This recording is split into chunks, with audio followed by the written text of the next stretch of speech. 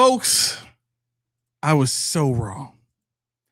So wrong that I promise you by the end of this episode, Keys is going to be so mad that I wasn't right. He was going to wish that I was right. Let's get it rolling.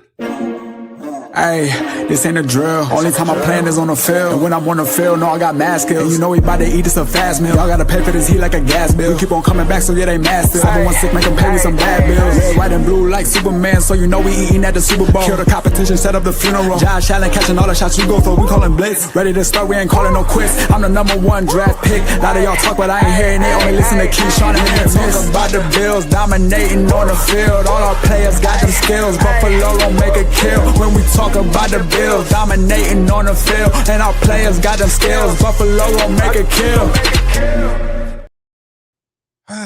We are back again with another live episode of the Post Podium Podcast, home of the all truth, no sodium takes on the Built in Buffalo Network. I am your co-host, Aramis. And I'm wondering why he's wrong. There's 40 keys.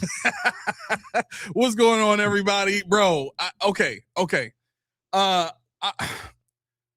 We gotta talk about the hilarity from yesterday first and foremost. But listen, no, we can't do that. People don't want to hear about our lives. They don't want to hear about our. I was just gonna address that. Like literally, I think everybody who tunes in to hear an immediate answer to exactly what the question is that I'm asking before the show, or whatever the title is, just start fast forwarding like maybe 15 minutes from now and save yourself the heartache and pain, because there are what we want to do. Yeah. Like we're gonna do it. People are like enjoying this aspect of the show, so we're not going to stop doing it.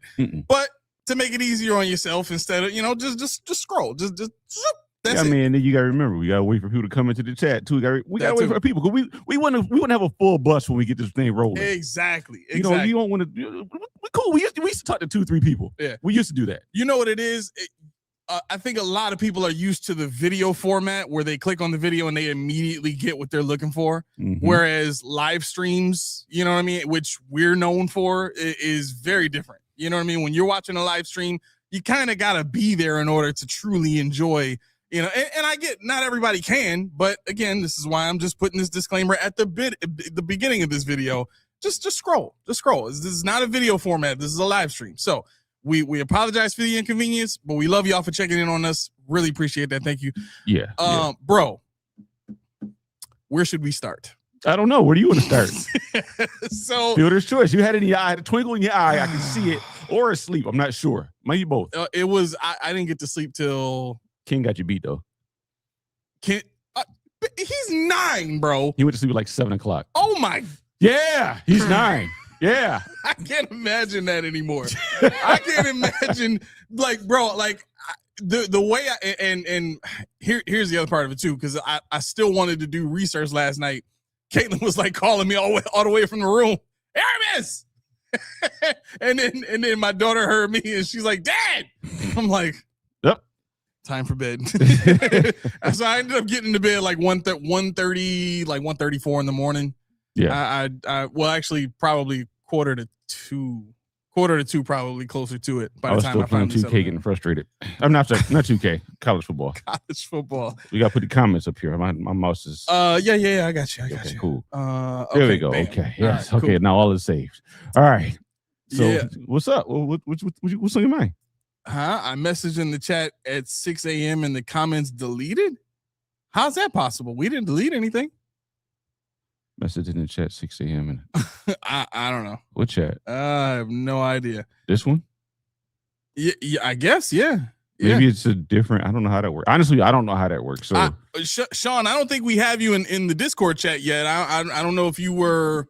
You're supposed to be. I mean, the instructions go as such. Whenever you become a member, if you want to get into the Discord chat, just go right into the description of the video and go to the contact us section and hit us up in the email. Let us know, hey, I became a member. Just looking for the Discord chat link. And I'll send that right to you within 24 hours, right? Because I usually check once a day on that. So, give us some grace with that. Okay, so we went to the Erie County Fair yesterday. Yes, we did. And I kid you not, it was a lot. We did a lot of walking, but I had a lot of fun. Yeah, it was cool. And what's weird about it is I didn't get on any rides. No, I didn't get on, but I had such a great time watching the littles, get on the rides and have they live their best life and all that. But I think what stuck out to me most was it's the rolled ice cream, bro. I knew it's the rolled ice cream. You were enthralled with this rolled ice cream. I was absolutely enthralled with it. So I don't know if anybody has heard of this before, but if you've been to the Erie County Fair anytime in the period that it's been open this year, they have this thing called rolled ice cream, which I've never heard of before. I could be late. It could be me. Let me set this up, how this works. Sure. Our kids were on a ride, and through the gangway, probably about 150 marks that way, Eric's like, yo, what's that? He points. I'm like, what? He's like, rolled ice cream. It's through like 3 rides down to like a little corridor alley of all this muck that's going on. He sees this light. He can't ignore it. He's like, I must try it. I've never seen him so adamant about one particular. I must try this. And then my feet slowly lifted off the ground and I levitated all the way over there into the rolled ice cream booth. I'm the only one that parts from the group to get food. This man disappeared. No, you know what? You sparked something in me. Because so when we got there, I didn't know that y'all were waiting for us to get there to eat, right? But when we got there and you were like, I want to eat, and I'm like, all right, bet I'm ready. Like whatever you, because I came there with no expectations. I'm like, it's Erie County Fair. I just whatever they have is what it is. Mm-hmm. And so you said you wanted to eat, but I guess Caitlin and Tiana wanted to go take the children to go see the Sea Lion show and something like look that. at RVs and stuff like that. So by the time we got to the food, I'm like, all right, now I can eat. Because when I got there, I really wasn't that hungry, right? But I would wait for seconds with you. This is where you got me. Mm-hmm. You was like, I'm looking for something like, I forgot how you said it, but she was like, I'm looking for something that sticks out. I'm looking for something like rare. I was and I made up some still. I was like, you want lemonade French fries or something like that? Yeah. You was like, that's it right there. So that's what started me on this search for like, I wonder what kind of weird and original stuff they have. So when I saw rolled ice cream, I'm like, I can't leave without trying that.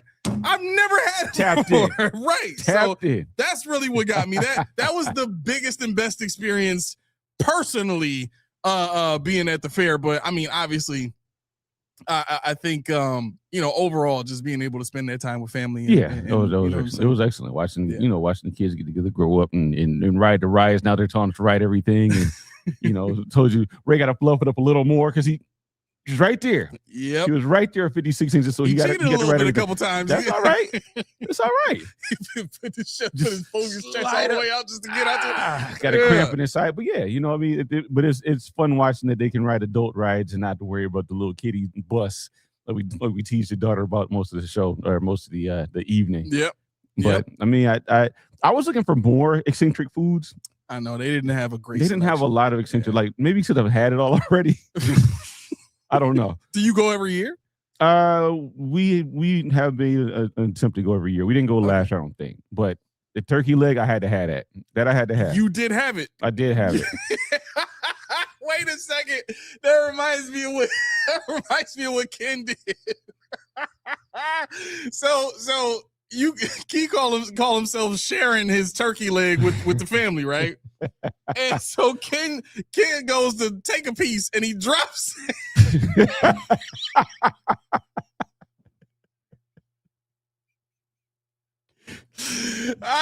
And Key goes,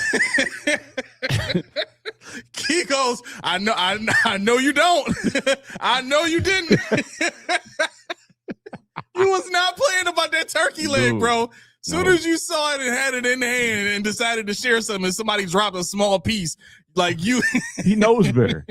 He knows better. Of course, cuz him turkey legs overrated. Jay, what do you agree with us on? What did he contrarian? He said the turkey leg's overrated. Not to me. I mean, what did I have? I had the bourbon chicken with the rice and beans. Yeah. That was really good. Told you that was good. That was really from good. From the turkey leg spot. The cheesesteak was just all right. It was made like they make it in Philly. Seriously. Really? It's dry like that throughout? Yeah. Oh, I don't like they that. Put the cheese on top. Usually, if you order with all the doodads and but you got to tell them Like we're used to saying, let me get a steak sub. And they mix it all together. They mix it all together. They put the steak sauce on there, the whatever secret sauce they use. For us, we expect that. You go there, you got to give them a 10-step instruction. I want mayo, I want oil, I want salt, pepper, can you chop it? Because they don't chop it in. They don't chop the vegetables in either. They put it on top. That's crazy. For the most part, that's what you get in Philly. Yeah, his mom puts smoked turkey legs in soup, so I'm kind of used to it. I mean, I'm used to it, but when you talk about something like this big, and I'm walking around like a king with the foil, and I'm just No, he didn't drop the whole leg. He dropped a piece. Like he tried to pull a piece of the meat off the bone. It didn't work out for him. Yeah. So he almost died. Let's see what else I have. I had the chicken Slovakia on the stick. Mm-hmm. We had the cheesesteak. She got that teriyaki beef. How was that, by the way? Which one? The one she got at the end last night. The rice was really good. The meat was a little tough. Really? Yeah, she was chewing kind of hard. Was that like what was that? Like a teriyaki barbecue sauce or something like that? I think so. Oh, okay. I think so. I mean, it looked good. Like the rice me and Kate was talking about it. Okay. Had the limeade fizz. I had the lemonade, the mango lemonade. We had a ball. We ate. I didn't spend as much as I wanted to spend though. I expected to spend a lot more. Oh, I was about to say, you wanted to spend anything? I expected to spend a lot more. When I go there, I take a couple hundred and I'm ready to go. I get that. I get that. It's just weird hearing you say anything about spending. When it's food, I'm like, yo, let's go. I bought y'all those Oreos. I said, let's go. Everybody get one. I didn't even taste one. Yeah. I couldn't bring myself to do it. It was just too much. But I was too full messing around with you, bro. Like the bourbon chicken with the rice and then the cheesesteak. And then what else did I had? I had the fried dough nuggets after that we passed around. It like by the time I got to the rolled ice cream, that was it for me. The only thing I think I had after that was I don't want to say fresh squeeze because it was watermelon juice. Yeah, it was watermelon juice. Which was actually better than I thought it would be. I like watermelon, you know what I mean? But like to actually have it like in drink form was it's decent. Especially if it's cold. Let's see. J-Ham, are the prices still egregiously high? He used my word. Haha, very funny. I'm going Sunday. What is egregiously high? I mean, it's fair. It's fair. So yes. Yeah, like they had I would say like they had this size raspberry iced tea, and it was like a plastic cup with a straw and all that kind of stuff, but it was small like this for I think we paid $16 per. Yeah, no, my limeade fizz is like 10. Then you got refills. I borrowed it with a guy at the end. He's like, it's 6. I'm like, you said 5? I said 5. He's like, fine, 5. That's cool. I was like, bet. Right. I'm like, I would have gave you the 6. I just couldn't hear you. No, I paid $4 for a bottle of water. I guess that's not terrible, but I mean, they're carnival prices. Yes, it's carnival prices. Yeah. We had a time, and Ken got mad at me today. He said, "Are there any more fares?" I'm like, "No." He's like, "Why not?" And he starts throwing himself around. I'm like, "Dude, why didn't you?" He's like, I want more different food. I said, "Why didn't you eat yesterday?" The rides. I'm like, he did have a good point. I'm like, my boy. That's right. We could have put it in a bag and taken it with us. Yeah. And that just reminded me of the one thing about last night that I hated the most. Okay, so let me explain. I know where this is going. Let me explain something. You got to understand, like, and we talked about this when we were there. Yeah, I know where this is going. I like to plan things out, right? And what was funny about last night, I can laugh at it now. I wasn't seriously mad last night at all, really. But just one of those things where it's like you kind of kick yourself for not, doing what you thought you should do, right? So I said to myself, I want to bring a wagon this year. Right? Because I remember what it was like when we went a few years back, all of us together carrying the book bag full of the waters and people were hot and we were trying to just carry all this stuff together. I like the last one. I wonder who that is. Let me tell my story. That's my wife. Anyway, So I wanted to bring a wagon, right? And so I'm telling my wife, like, I think I'm gonna look and see if we can get a wagon, because I'm gonna just order it from Amazon and have it like overnighted, right? Or same day. Mm-hmm. And you know, she's a lot like you in the sense of like, if you don't need to spend it, don't spend it, right? Yeah. And for me, it's like, okay, I get the point, and I agree with the point, but you got to understand, people be needing stuff. Like if I wanted to bring a chair, and I did bring a chair just in case I felt like sitting, and I didn't really feel like sitting till almost like 11 o'clock when it was time to go, pretty much. Yeah. And the children were still getting all rise, because I think it was like 10:45, 10:50 when I said something about, you know, dang, I wish I would have brought the chair. Yeah. But soon as I say, dang, I wish I would have brought the chair, Tiana goes, I think next time I want to bring a wagon. I'm like, you gotta be freaking kidding me, bro. You gotta be kidding me. That is the very thing I was talking about bringing, and I didn't bring it because I just decided I'm gonna keep the piece in the household. I'm not gonna spend the money because we don't need to spend the money, but we should have spent the money because I could have brought my chair and left it in the wagon until the time that I wanted to sit. And then as we were leaving Erie County Fair, my son, my feet hurt. My daughter, He sat down for no. I'm like, why you sit down? My daughter's irritated. She ready to get out of there. They both could have been chilling in the wagon, me pulling them. I'd have been making fun of him though. Yeah, Joey, she's talking to her husband. Yeah. Yeah, J-Ham. Yeah. The women are our lives, bro. Yeah. Nah, Caitlin's solid. T was a little, yeah, she fickle. I wanted a wagon. She just wants to have extra stuff. No, that's not what it is. The wagon was absolutely needed. Not yesterday. for us. Oh my God! You just said the very reason why you can get stuff to take home. I for would have later. carried it. Y'all didn't have enough hands to carry all of the stuff that y'all would have taken home if y'all I could. would have found a way.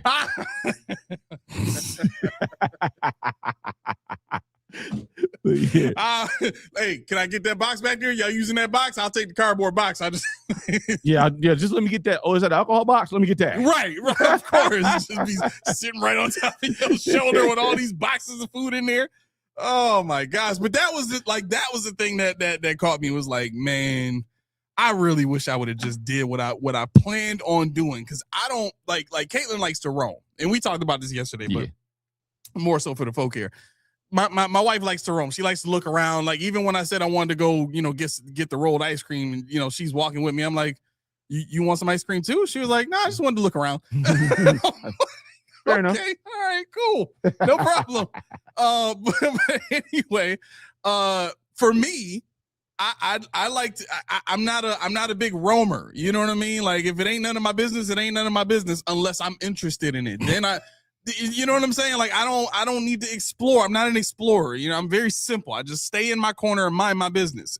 And so for me, if I'm going somewhere, I don't like. Whenever we travel, Caitlin has it in her mind. She wants to see everything. For me, what's the point of us going there? That's what I'm going there to see. And if we ain't like, we're not gonna focus on that, or at the very least, set multiple points of interest on the map, right? And let's plan on hitting a few of those per day, or however long we do. You know what I mean? Like, that's the kind of planning I like to do. Like, let's build an itinerary so that I know exactly how much roaming we're going to be doing, how much walking I'm going to be doing, what type of attire should I wear for all, because I mean, I got to wear comfortable shoes if we're going to be doing all this walking. Like, all of these thoughts coming into my head when I'm thinking about trips, because I don't like being unprepared. I don't like needing and not having, right? Understood. So I think that was really like the importance of the wagon to me, because it was like, I knew at some point we was going to need the daggone thing, and we didn't have it. Caitlin said, we're fine. My backpack did the job. That's right. No, but yeah, it was a good time. It was a good time. Absolutely. What else you got? What else you do these last couple of days that we haven't seen each other? Man, just work, man. Just literally come home from driving and go right to the office and get to work on the engine now. So I'm at the place with the analytics engine where I'm going through the decision-making process. And I told you about this yesterday, but the decision-making process is basically surrounded around how I'm gonna decide certain points of conflict within the reasoning of the analytics engine. You know what I mean? So if there's like 3 players tied, how do I decide, where they get ranked and stuff like that? So that's been a pretty interesting process of me just, talking things out and going back and forth and bouncing ideas and stuff. And it's been a really cool process of, through the conversation, new ideas come out and we put new things into the system and all that kind of stuff to make it perform better and all that. So really just been focused on that. Business stuff, man. Like I'm just so focused. That's all I do until I get to that place where I can just be, creating content all day long. That's the focus. That is the singular focus. I see. Yeah, so for that's me, my week. It's a sad day for me because it's the last day of vacation. So tomorrow you'll be back on the bean juice. No, I'll wait till Monday. It's been nice, dude. It's been nice not having coffee. Like I see how much it messes with you because I get tired when I'm supposed to. And I mean, granted, I wake up late as all hell. So I mean, I go to bed at 3 o'clock, 4 o'clock, and I wake up at 1:30, 2 o'clock. But it's nice to wake up and feel awake. It's nice to get tired around midnight. And like, could I go to bed? Yeah. Last time I let my tablet watch when I was watching something I was trying to learn, and it fell apart on me. I was like, all right, it's time to go. Took my earbuds out, put on my glasses. And I'm like, okay, this is normal life. I like this. So I can't wait for 2030 to come in and this can become my reality, hopefully. ATL. Yeah. Yeah, that's why. Because it'd be them 40-ounce bean juices you be drinking down. I do everything in large quantities. Yes. Everything in large quantities. No, it was a nice, because this is my only week that I get to do that. Because even on my birthday week, I still got to be a dad and take Ken to school. So I got to get up. And I still want to be up. And so I can't sleep in then. Then in December, his week, I can't sleep in because I got to be a dad. I got to take him to school. So I still got to get up at 7:30, 7 o'clock, whatever it is, and do everything. So This was my week of weeks. This is the week of the year that I'm like, yeah. Live it up, bro. Live it up. I had copious amounts of beer. I drank a lot of beer. I drank a lot of beer this week. It was beautiful. Ice cold. If you had to put a number on the ounces of beer. Ounces? Let's see. Okay, so 48 plus 16 times. Okay, we gotta do this here. 16 I was about times. to say I can pull a calculator. Yeah, out. I got it. 16 times 6 is what? Hold on. Yeah, 16 times 6 is 96. Plus 48. Plus 48. That's 144. That's about it a day. 144 ounces a day. A day, bro. Times 5. More or less. Oh my God, that's 720 ounces of. But I was never drunk. That's the thing. I was never drunk. I believe that. Yeah, I wasn't drunk. But see, so people like Nate. So if Nate ever drops in, you can see I'm no lightweight. Just because I was drinking White Claws, I was trying to avoid this. But yeah, no, I had a nice week, and it was needed. It really was needed. Rock Powell is waiting to have you guys on too. Tell them to hit us up. Our email is in the description of the video. I'm down. I'm good. I'm good on it. Yeah, my blood. I mean, I did drink water too, and I'm sure my mom's gonna hear this later. And she's gonna tell me about it later on, but that's fine. But yeah, so it was a good week. I got to get over my mom's house, like I said, and have wings for once and forever.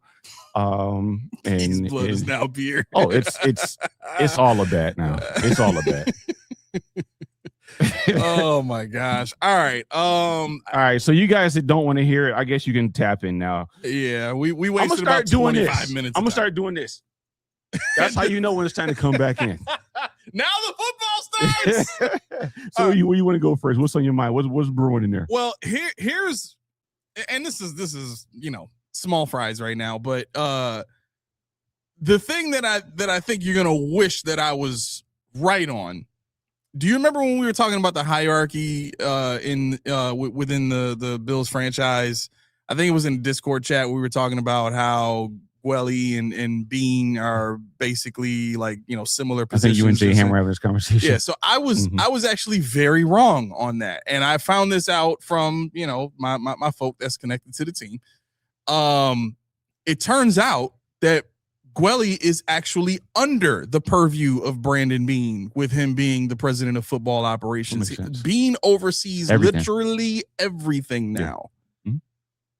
So while I was definitely wrong on the position that Bean holds, because I made it more about, Bean's focus on marketing and all that kind of stuff, it actually does turn out, J Ham. Don't shoot the messenger. No, seriously though, it does turn out that that's his job, and it everything starts to fall in line and make a lot more sense with the direction of the team, regionalizing, focusing more on the verbiage of Western New York and the heavy marketing plans and stuff geared towards that direction, and the focus on content creation from within the franchise and not having to rely on third-party providers for their resource of fan connection. Mm-hmm. You know what I'm saying? Like, they've basically just pulled everything in house and shut all the doors on the way in, so that nobody else gets a piece of the pie but the Bills. Oh, I forgot. I drink 8 Cutwaters too. How many beers equals a Cutwater? Not sure, but one Cutwater is like 14% alcohol. So probably that's almost 3 beers for one little can. So I had a good vacation. You had a very good vacation. Anyway, you had a very good vacation. Golly. Sorry, go ahead with the I just thought it popped in my head when Nady popped in. Oh my God. Say I drank 3 gallons of beer 2 days ago and a bottle of Hennessy. You might have a drinking partner right there. I could do that. Yeah. Yeah. And the funny thing is, the messed up part about I'm sorry to go off the remember where you were, but he had an uncle who became one of my buddies. He's passed now, but I told you about it. He always said, "Oh, nephew." I'm like, "What?" And he's 6'4", 240, but he's tall, so he's big. He says he's like 340 really, but I'll drink you 5 to 1. I'm like, "No, you can't." He's like, "Yeah, I can." But see, they're the ones that groom my drinking. So he thought, and I'm like, "No, you can't." So we were sitting there last time I had a chance to sit and talk to him before he passed.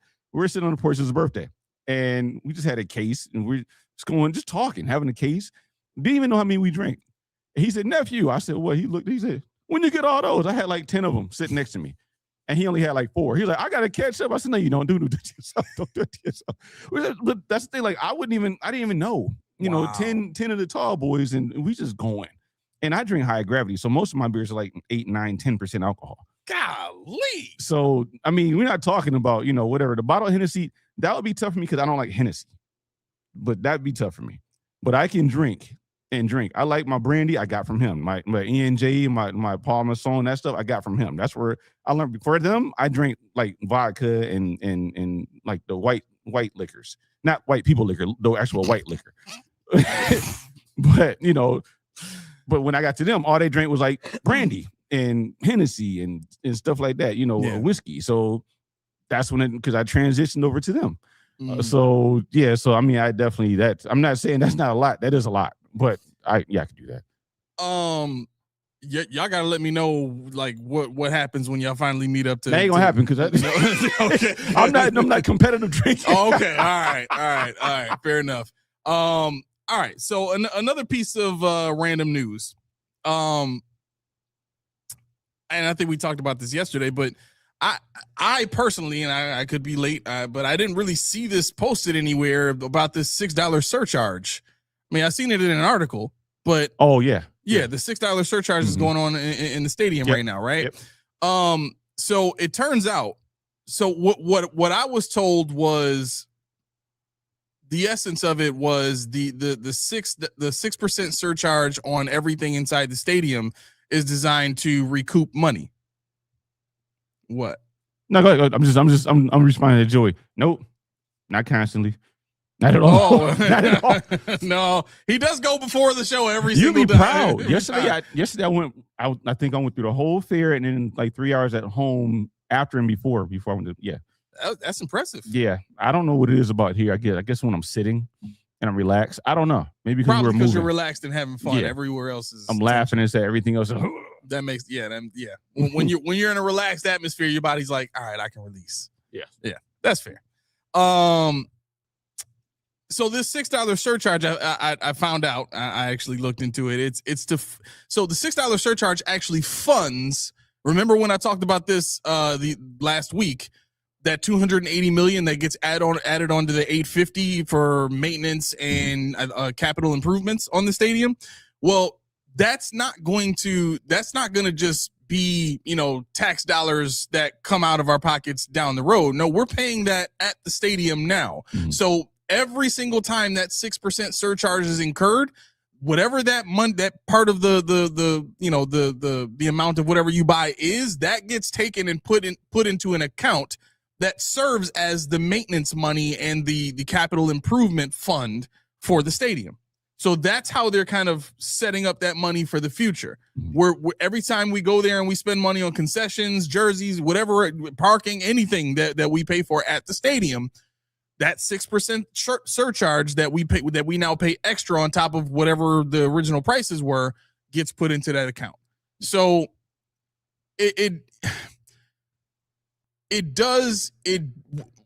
how can I say this?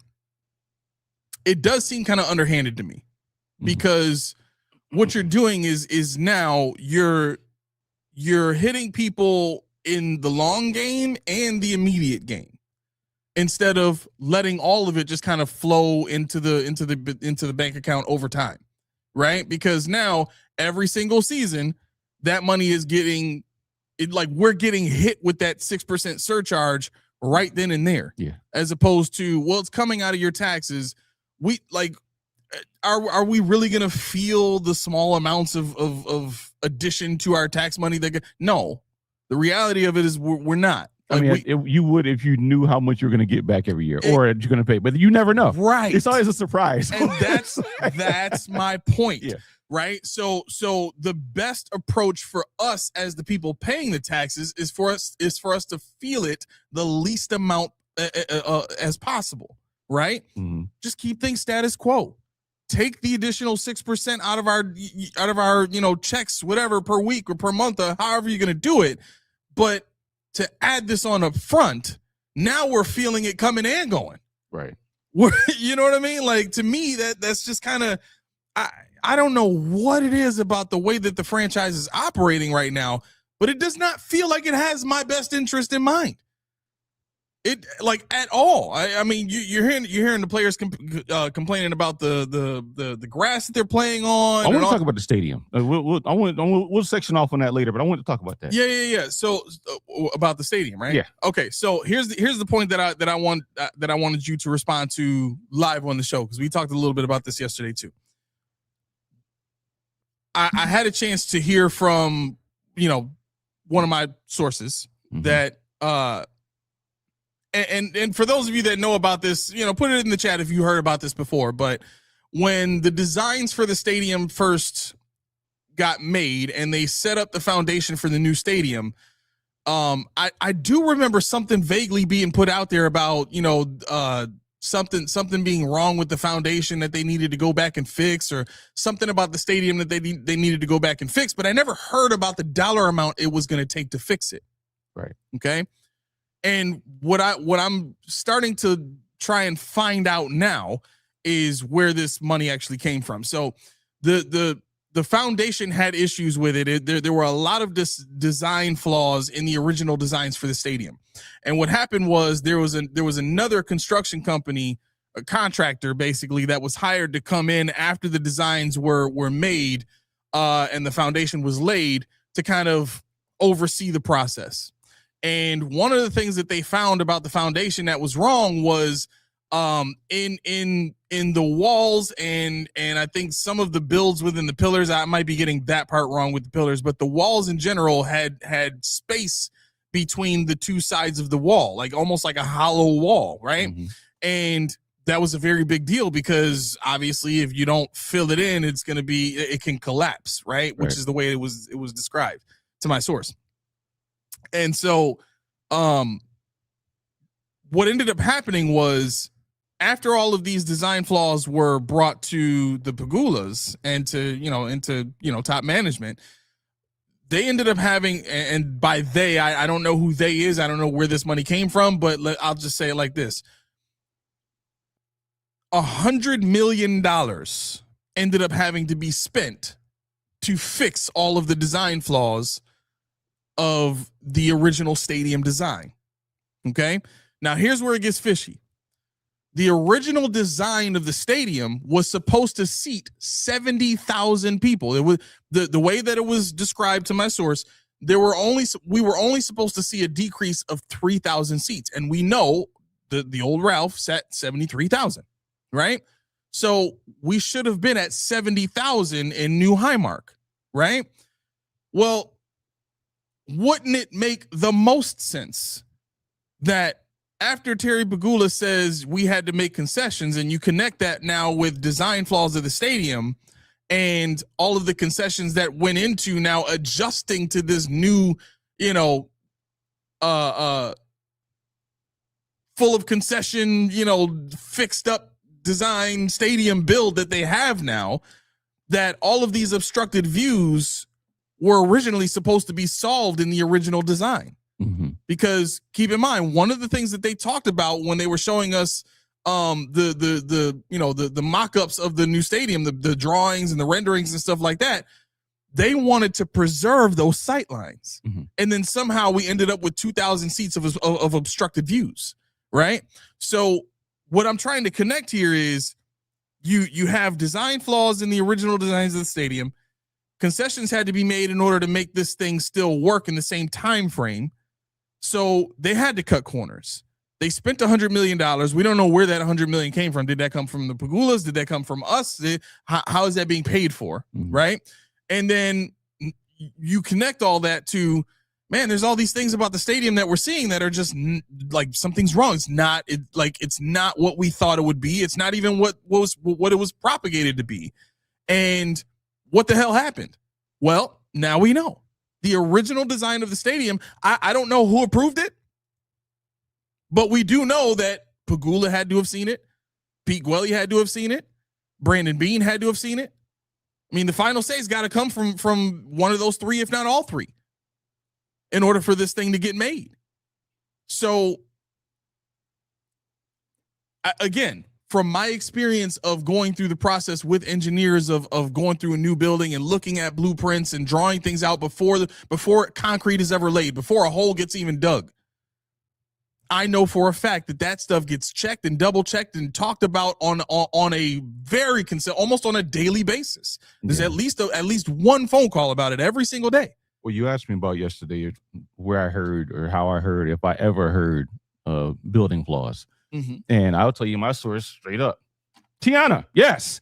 My girlfriend, who doesn't watch any football at all, she told me before they did the official closing of the old stadium and the soft open of the new stadium, she's, or whatever, when we're coming up, she said, that stadium ain't gonna be ready. I said, what do you mean? She said, it's not gonna be ready. She said, I've heard that there's fundamental flaws in that building. And this was way before they opened it. She said, y'all not having the first game in that stadium. And then I guess that's when the concessions and all this move up happened, and they paid this $100 million, whatever the case may be. Mm-hmm. But if she heard from somebody, that means that whoever she talked to has some kind of intimate knowledge. I don't know if it was, a husband or somebody she worked with, or somebody like, I don't know. But I know that when she says something like that, she's not saying that out of her butt. She's saying that because she's heard something, right? And she knows it's important to us as Bills fans where the players will play. And just so you know, this doesn't work, so I can't pull up any. You might need a battery for that. Yeah, I can't pull up any. So if you guys are Tommy, I saw you. What's up? And some of you guys are typing. I can't put anything up. So for right now, it's not ignoring you. I really can't even scroll up to see what I'm missing in the chat. So I'm trying to read it live. But anyway, yeah, no, I heard about these things, but also, like I told you yesterday, I heard on the Writer Radio show, some guy called and talked about how his seat was obstructed with the plexiglass barrier, and they complained. And then the next week, he went in between the blue and red scrimmage to the preseason one, they cut the barrier down so he could actually see. So they actually did make concessions, and they actually did try to fix some of the things that were identified immediately. I mean, obviously a barrier, that's not a hard fix. You know, you get yourself with a saw, you cut through it, you put the top on there, bada bing, bada boom, whatever the case may be. And you made a funny point, which I thought about, and I said it, you know, when we were talking about how the stadium, they lied to people in the views. Well, they didn't, but what they did was they forgot that they probably needed railing. They probably forgot that they needed right. a protective device in case some drunkard falls far. Otherwise, if they wouldn't have thought it, you know, if they would have put those in and had a concession for those, I think the views would have been different, and you wouldn't have had plexiglass. The plexiglass to me tells me that this was an afterthought. We got to make these seats where we can sell them, where people can see, but we can't redo everything. You know, but when people come, this is the question I have for you. I don't know. You may know somebody at home. Are they ever going to paint in the center? They're not painting in the center logo. Yeah, they're going to paint it in. Yeah, okay. that's just for preseason. Okay, that and the end zone. Cause my mind is like, it's tape everywhere. You know, the end zone tape. So I want to make sure they were painting that in, but also, I don't know when they laid the grass. Do you know how long ago they laid it? Because I did some research on the grass. It's Kentucky bluegrass. Mm-hmm. It's sod. So the installation timeline is this. Days 0 through 3 is heavy irrigation, no traffic. Days 4 through 7, initial root formation. Days 7 through 14, shallow rooting, limited light traffic. Side passes the tug test, weeks 2 and 3, weeks 4 through 8. Deep structural root development. Full playability is supposed to be not before 8 weeks. So I don't know if they laid this down 2 months ago and let it take. I also saw somewhere where it said optimal is up to 3 months. 3 months or better. So it's supposed to be sitting there 3 months without being touched for it to not cause those divots, without causing all that mess we saw. Mm-hmm. You know, because some player that they say you want to care about the field, which they didn't tell us which one it was, said the field was ass. A direct quote: "The field is ass." Bradley Chubb said it's above my pay grade. You know, who is it? James Cook said it's smooth in his usual boisterous way. Too many words for that guy. We got to get him to calm it down. Too talkative. But you know, we've heard guys try to finesse the field conditions. So, you know, I think Max Harrison said he liked it, but he didn't play. You know, so there's a lot of things in the stadium that's still up in the air. It's not that they. I don't think that they. I don't want to say that they overestimated it, but or underestimated it. But I think that they did rush us a little bit, and I don't know what part of it they rushed because, as you said, where does $100 million come from? What are they fixing? What are they throwing at the last minute? So I don't know what the initial was, but I know that it's not done yet. Okay, it's not a finished product. Also, I was going to ask this question on Monday for people that were at the stadium, the red and blue scrimmage versus preseason 1. Did you witness a better game day experience? Did you see were the fans on? Oh, the difference between were the fans on? Was there better food? Was it, you know, how was it working for you on game day?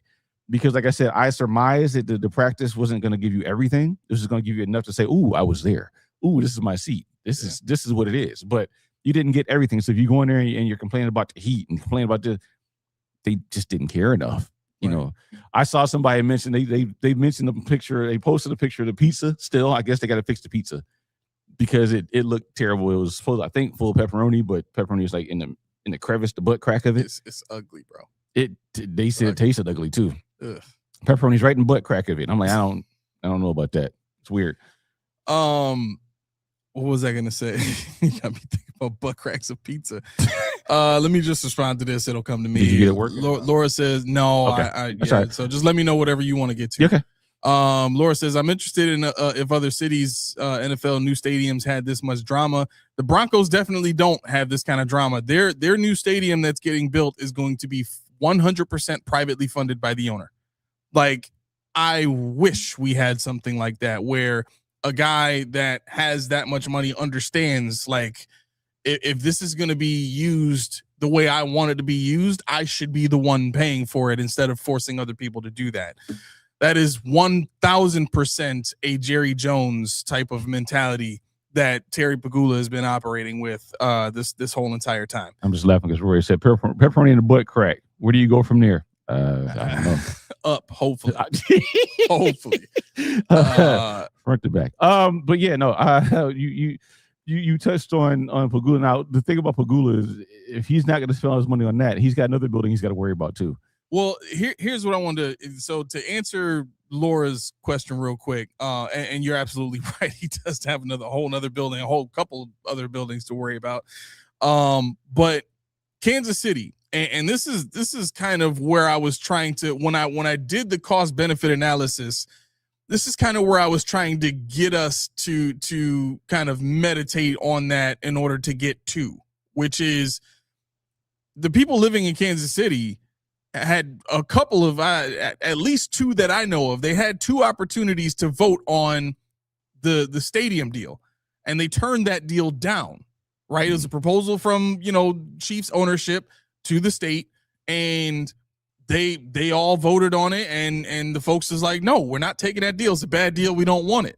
Right, to the point where I think now they're like looking at other options outside the area and all that kind of stuff. Even the Bears are going through a similar situation where they're moving the stadium out of Illinois to Indiana, right? Which I mean, it shouldn't be that far of a drive, but for some people it might.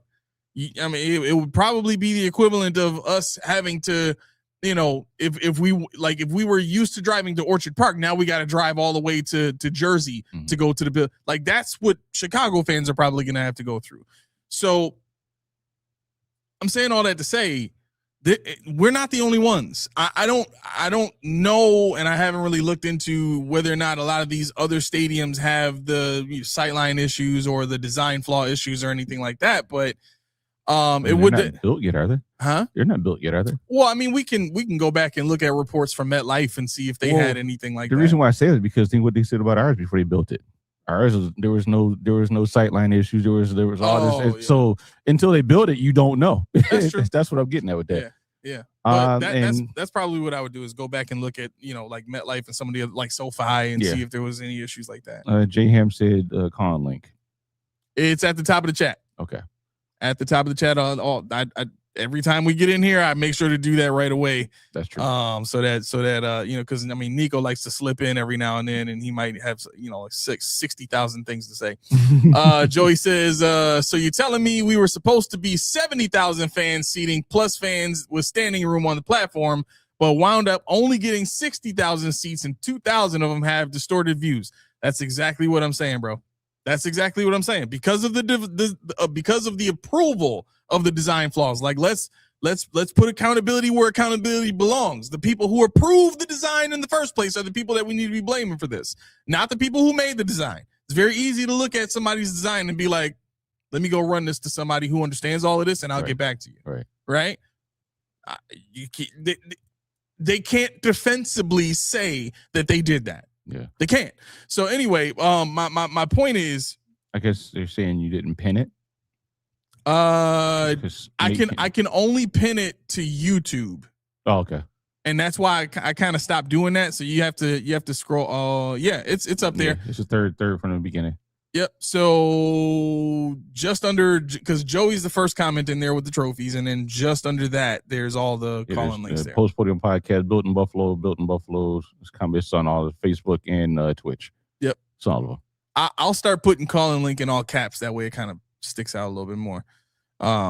Comparable to Weston's Big Baller Bean. We'll figure out how to make that smaller. Huh? We'll figure out how to make that smaller. I mean, we could just block Weston. I mean, Nico said I had 59 things to say, not 60. Get it right, brother. Honestly, we don't care whether it's 60 either. I don't care. I knew it was coming at some point. That doesn't make me know. Never mind. Right. So yeah. So the other part of this too that gets kind of left out is it's 60,000 seats for the prices that we have to pay for them, when it could have been 70,000 and probably a few $100s less per seat. That's 10,000 seats, right? That we're talking about that could have kind of spread out the I guess the cost or the recouping of funds for Terry Pegula, instead of Like instead of him saying I need to make 59 million back from these ticket sales, which I think is it might be 95. I think it's 95. I'm sorry, just being dyslexic for 2 seconds here. All right, it's a lot of money, more than half. Instead of saying I need to get back the 95 from these 70,000, now it's 60,000, and so each ticket jumps up a little bit because now you're missing 10,000. So that's the other part of this too. These are not just oopsie mistakes. This is all stuff that could have been avoided. This is all stuff that could have, been handled in a way where the brunt of it, the worst parts of all of it, fall on the fans' shoulders. Mm-hmm. You know what I'm saying? And that's, to me, the most frustrating part about it is we weren't the cause of blackout games, right? The team was. The product you were putting on the field back during the drought, that's on you. That's not on us, right? Let me hit this before you. See, Joey said there was a story I read talking about the stadium was only going to be 80% completion at the start of the season, so there will be some parts that were unfinished, but they didn't say what parts. So I just wanted I didn't want to cut you out. I just say it before it scrolled off. What was I saying? Yeah. So I just lost my train of thought. I tend to do that sometimes. I'm sorry. Yeah. I'm definitely 40. But I'll just land it here. I'll land it here so we can move on. I think at the end of the day, we understand what we've contributed as fans to this team, and we just want to be shown a little bit of appreciation from time to time. We don't need much. Obviously, if you put up with a 17-year drought, you don't need much, but this stadium was supposed to be a celebration. And it's not like we went to the team asking for the stadium to be a celebration of us. They told us that's what it was going to be. We're going to celebrate you guys. I don't identify with any of that, but whatever. Right. I kind of don't want to be celebrated in that way. Right.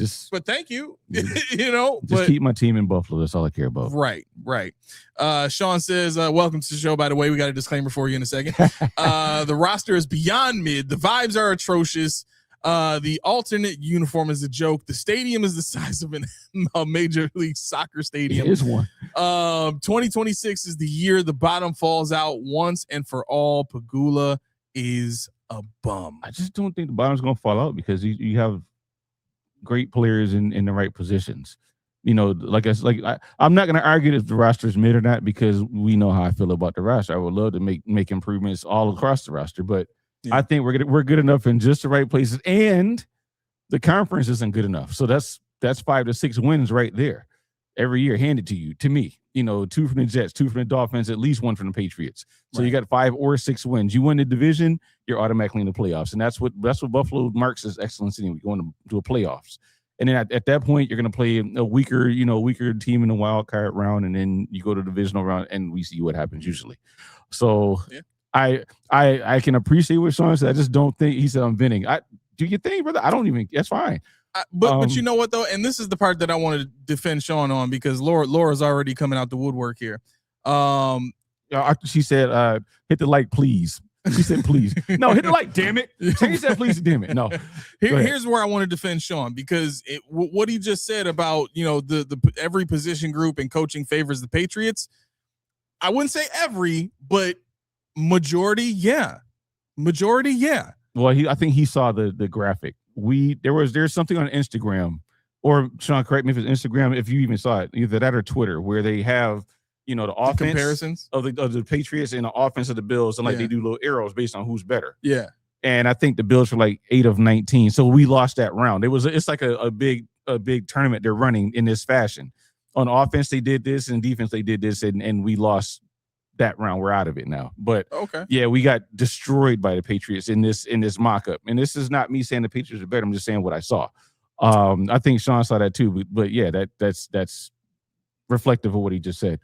Well, you're not crashing out, Sean. No. Sankey already knows. That's why he said it. Sankey has his crash out moments. When I say a couple trigger words, he's gonna go off. So DeMar Hamlin.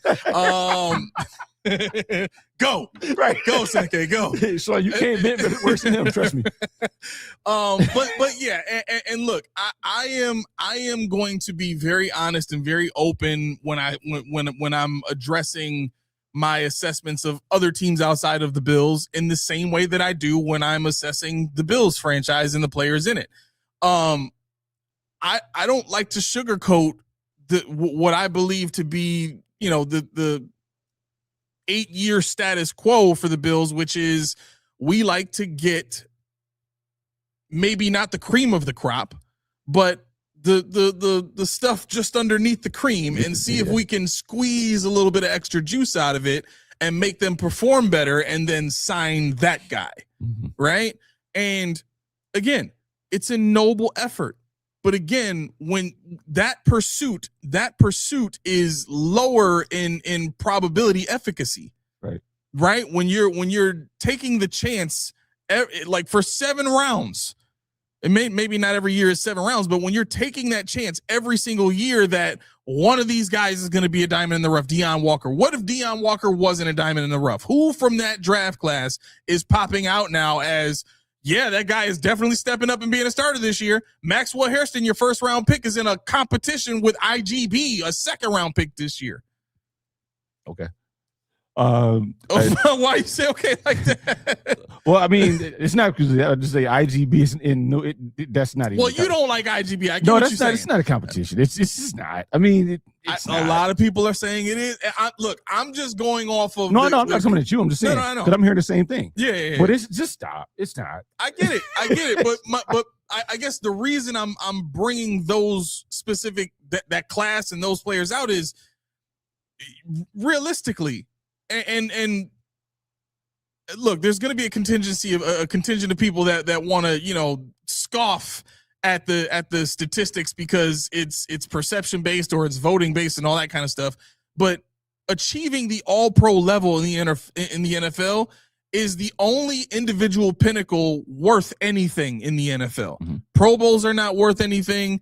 Player of the year, okay, like that kind of stuff, but again, all pro is above all of those other individual accolades, right? If you get all pro, but that's voted by the players and coaches, the people who are on ground level with you.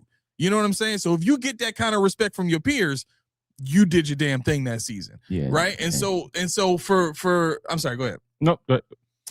And so for us to have no more than 2 the entire time that Brandon Beane has been a general manager here, it says a lot.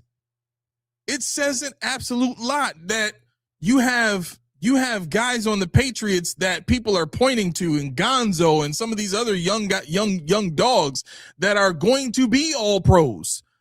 You know what I'm saying? I mean, Sauce Gardner was already an all-pro year 1. You're just getting thirst. I'm throwing them all out there today. All of them. We're not even going to talk about Benford getting burnt in practice again. Somebody said, I'm not going to say who said, somebody say Hamlin. And then this CJ Payne dude, I like this. Go up a little bit. Right there, CJ Payne, right there. Wow. He said, Heavenly Father, we lift up center to you today. Grant him divine protection on and off the field, steady his mind and peace, and guide his step to the football career and life. Wow. I mean, obviously he's a Browns fan, but full prayer in there. I mean, that's legit. That is hilarious. I drafted Shedeur in one of my dynasty leagues because I think he is going to win that competition. You don't have to comment on that. No, it's not that. I also had this issue. I think it's in your league because I didn't have a quarterback. I didn't have a good backup because I slept through the draft. And I'm like, Shedeur, Deshaun. Yeah. I'm like, I don't know who's going to start. But this is my thing. I said, somebody's going to get hurt. Yeah. Somebody's going to get hurt. Please. You can't lose. You pick one and it don't matter. You're not losing. That's how I know with Tyler sucked that same way. Yeah, that's a good point. It's a good point. So I'm like, man, oh man. But yeah, so I again, all of this is going to Sean's defense, from his standpoint of, what his assessment of Patriots players versus Bills players based on the graphic or whatever he's basing off of. I think a lot of people outside of Buffalo Mm-hmm. would probably agree that if you look at the Patriots roster and you look at the Bills roster, you probably have to say, man, a lot of the Bills' success has been because of Josh, not necessarily because of the guys around him. And that hurts to say here in Buffalo or here in the bubble of Bills fandom, but we have to be objective enough to understand if we live in this bubble of fandom, there's going to be a particular tint that we see this team through that may not be the reality. Yeah. That's just what we want to believe. Mm-hmm. So I'm trying to keep the peace here and not upset everybody while still trying to remain objective. No, but you gotta call it what it is. The Patriots are a talented team. Yeah, they're way better than they've been in years past with Mac Jones and that iteration. You're talking about wide receivers now. You're talking about the quarterback that some said should have gotten. Did he get MVP votes? I believe he did. Yeah, he did. They just went to the Super Bowl. They got a defense now. MVP votes. Okay, yeah. So they got a defense now. I mean, they're not somebody to laugh at. Yeah. So if you split that series, it's not a failure because they're good. The Jets and Dolphins, you split that series, we got questions to ask. But I'm trying to stay with this thing. But anyway, yeah. So if we're being objective here, yeah, the Bills have a lot of work to do if they're going to be a complete team. And CJ Payne, I wanted nothing to do with Allen. I'm an idiot. No, you're not. No, you're not. Most people didn't. And I'm not going to say. I think Allen was my biggest non-disappointment. Because I was so ready for Rosen. I'm like, okay, our offensive line sucks. This guy's used to getting hit all the time. Perfect. Just do that again, But then when they said Josh Allen, I'm like, all right, whatever. Like, let's see what this dude got, So I went back and so I wasn't mad when they drafted him. It's just not the one that I was going to pick. As years pass, where you see me violent when they make draft picks. This wasn't one of them. Yeah, but I think, Sean said the Vrabel Rossini thing is going to galvanize their locker room and not be a distraction and can't make it up. Yeah. I mean, because, see, that's the thing. People are human. That's a good point. And unlike what people in Buffalo's lore thinks, everything like this doesn't shatter stuff. It doesn't segment stuff. Doesn't separate stuff. Sometimes people like sweep it under the rug. Sometimes everybody knows people got ish with them. Everybody knows that. But it just seems to be our fan base that we listen to the most that think everybody has to be on up and up. Because they said so, or because they're given to us that way. But every other team, you got George Pickens out there. They were making fun of him the other day on whatever it was for his draft day pick when he had the shiesty on in front of the TV. But he's out there doing his thing. What would you do if he was in Buffalo? You would clinch up because you're waiting for that moment for the fans or the team or whoever to turn on him for his image. Right. And that's where CD, what do you call him? CD, CJ, I don't know. What do you even go? CD Johnson? I don't know. But CJ GJ. That's why every time I see him, I clench. I get scared. Because for me, he reminds me of my cousin, so I'm comfortable with him. Yeah. But I've seen how the fans react to people like that and how they act when the N-word too many times, or curse too many times, this, that, and third to me. They don't like that. And then they turn on you regardless of what you do on the field. Then they find them, they destruct your whole game and try to find every little deficiency as to why you don't belong in Buffalo when they find out they don't like you. Yep. See, when they love you, all encompassing, you can do no wrong. But, I'm watching these. I'm going to be here for 5 years. Stephon Diggs also signed an extension, said, I'm not leaving. And a year or two later? Gone. So, I mean, I like these kind of players, but I'm scared of what happens when they get here. And to me, those are some of the kind of players you need to get past that hump that we talk about. Yep.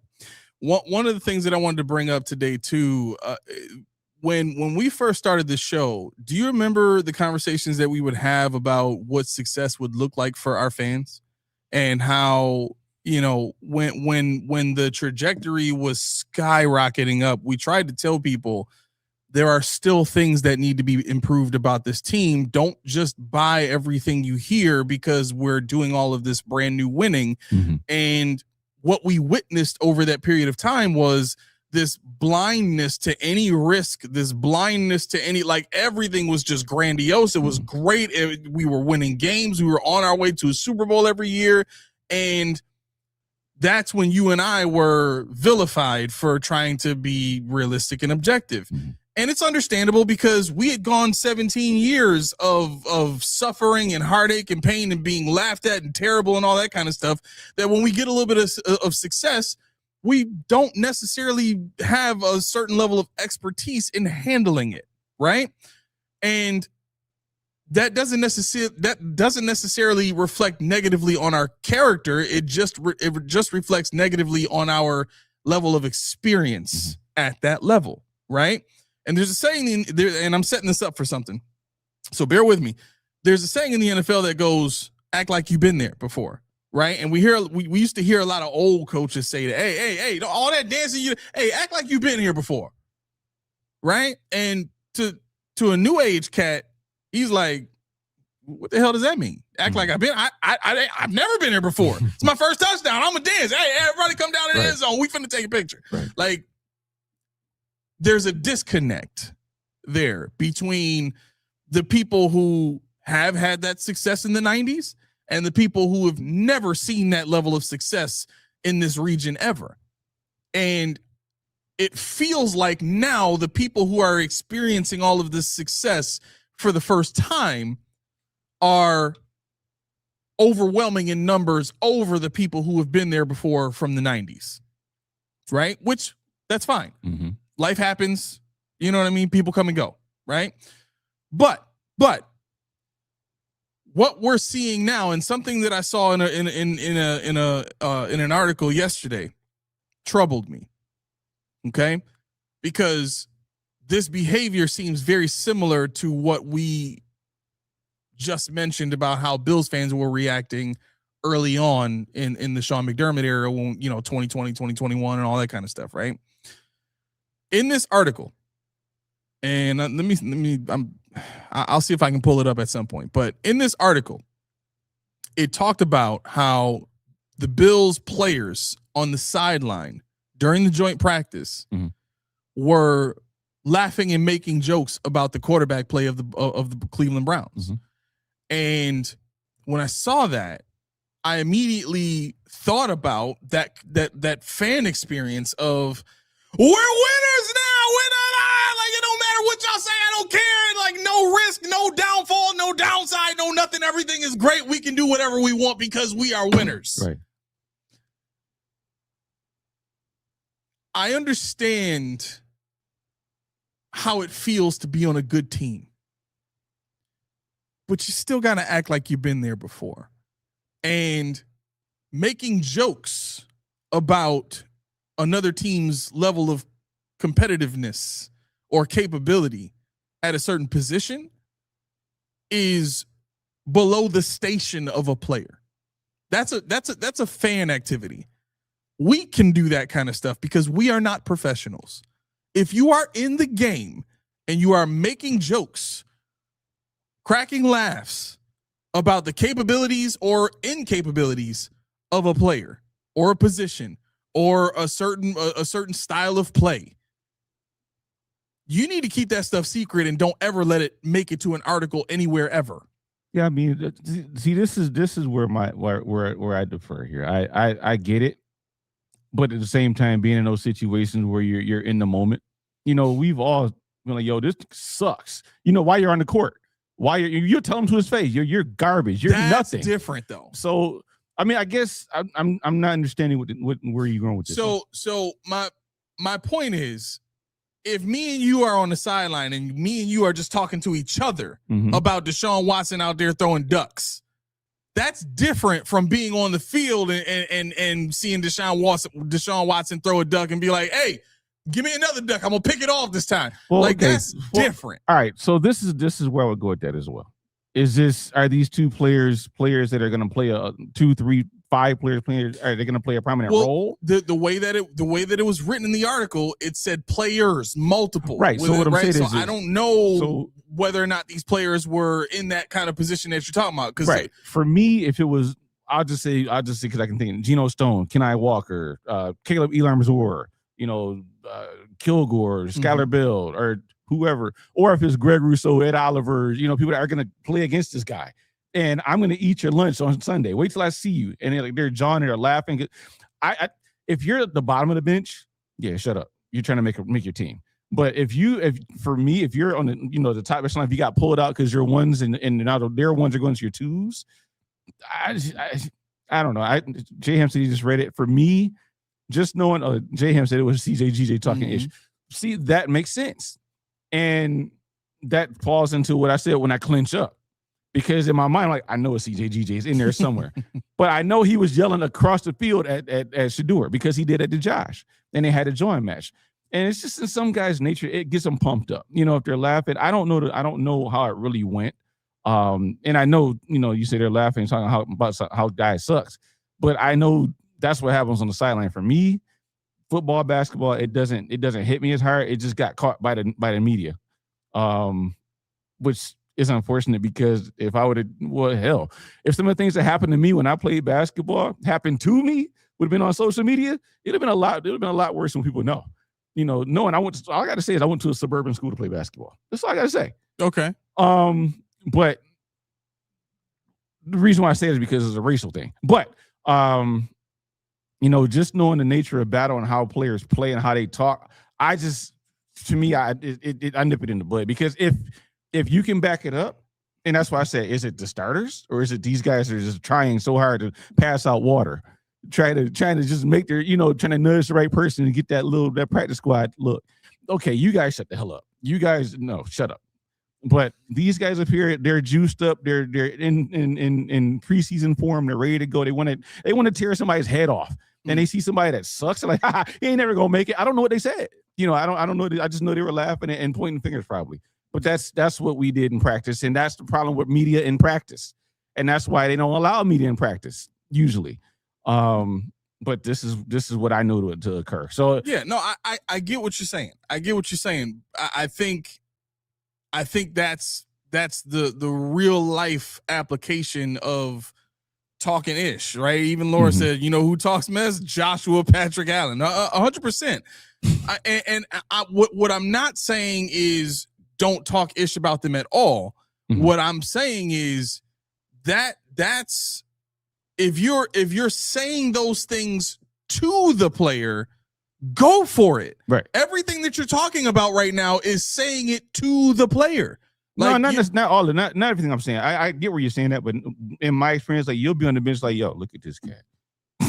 You see, he can't dribble, son. Right. But again, for the, yes, and I've even I've engaged in that stuff before, but I won't do it in a way that makes it so obvious that a freaking reporter knows what's going on. Yeah, you know what I'm saying? Like, that to me is the disconnect there. I get it. I mean, I just see it as reporters are in spaces that they weren't allowed to be in before. Bro, this was a Browns reporter, bro. I know. Why wouldn't it be a Browns reporter? Why would a Bills reporter report that? Well, I get that, but again, a Browns reporter is not going to be on the Bills sideline. So if they're seeing that from across the way, it's got to be obvious and loud enough. That's what I'm saying. They're looking for something, though.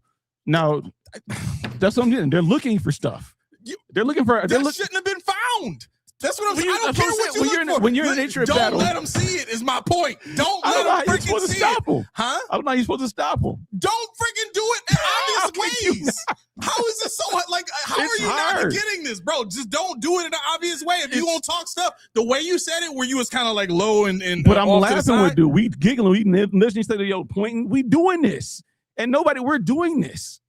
And I'm not saying it to the guy in the court. I'm gonna say it to him when I'm on the court. Okay, but that's my point. If you're pointing, that's different from just saying something to a teammate.